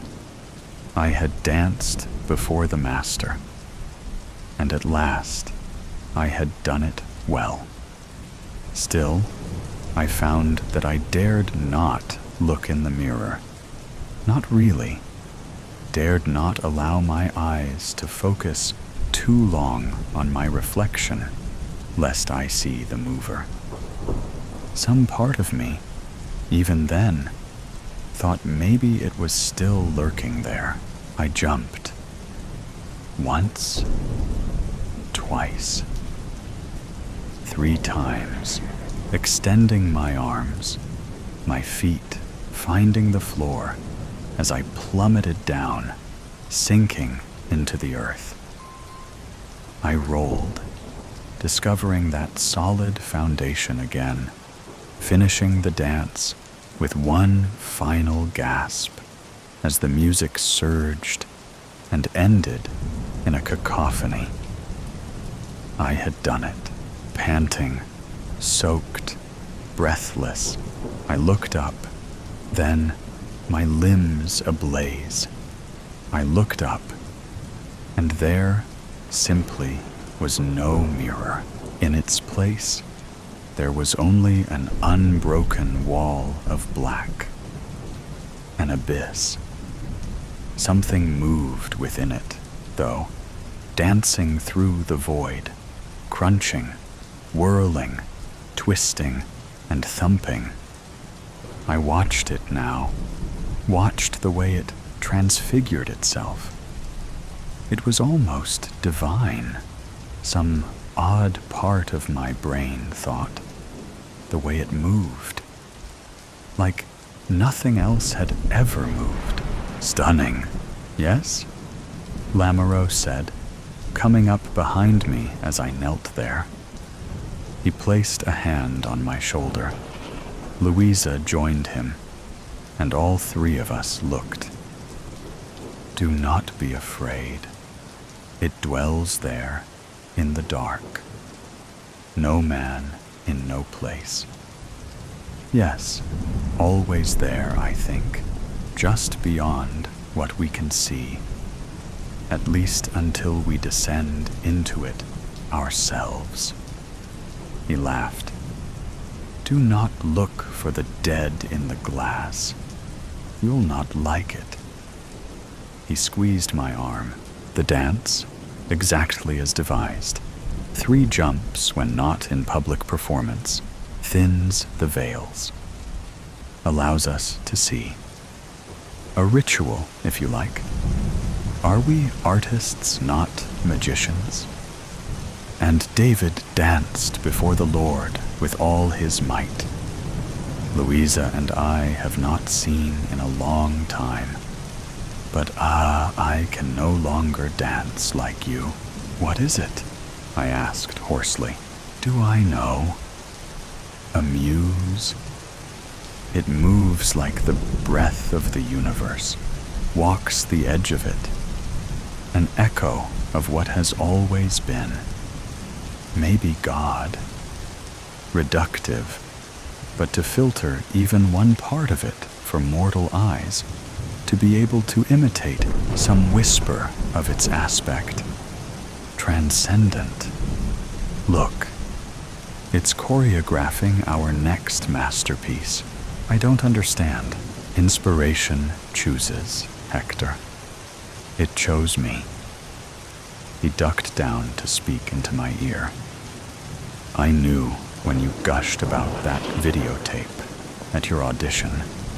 Catharsis has never been recorded for broadcast.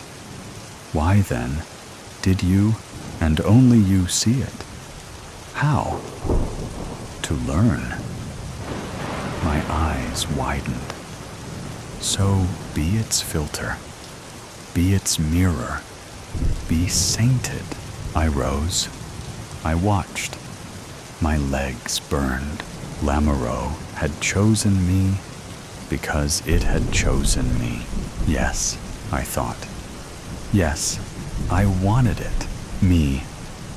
Out of work, me. The filter. Chosen. I danced.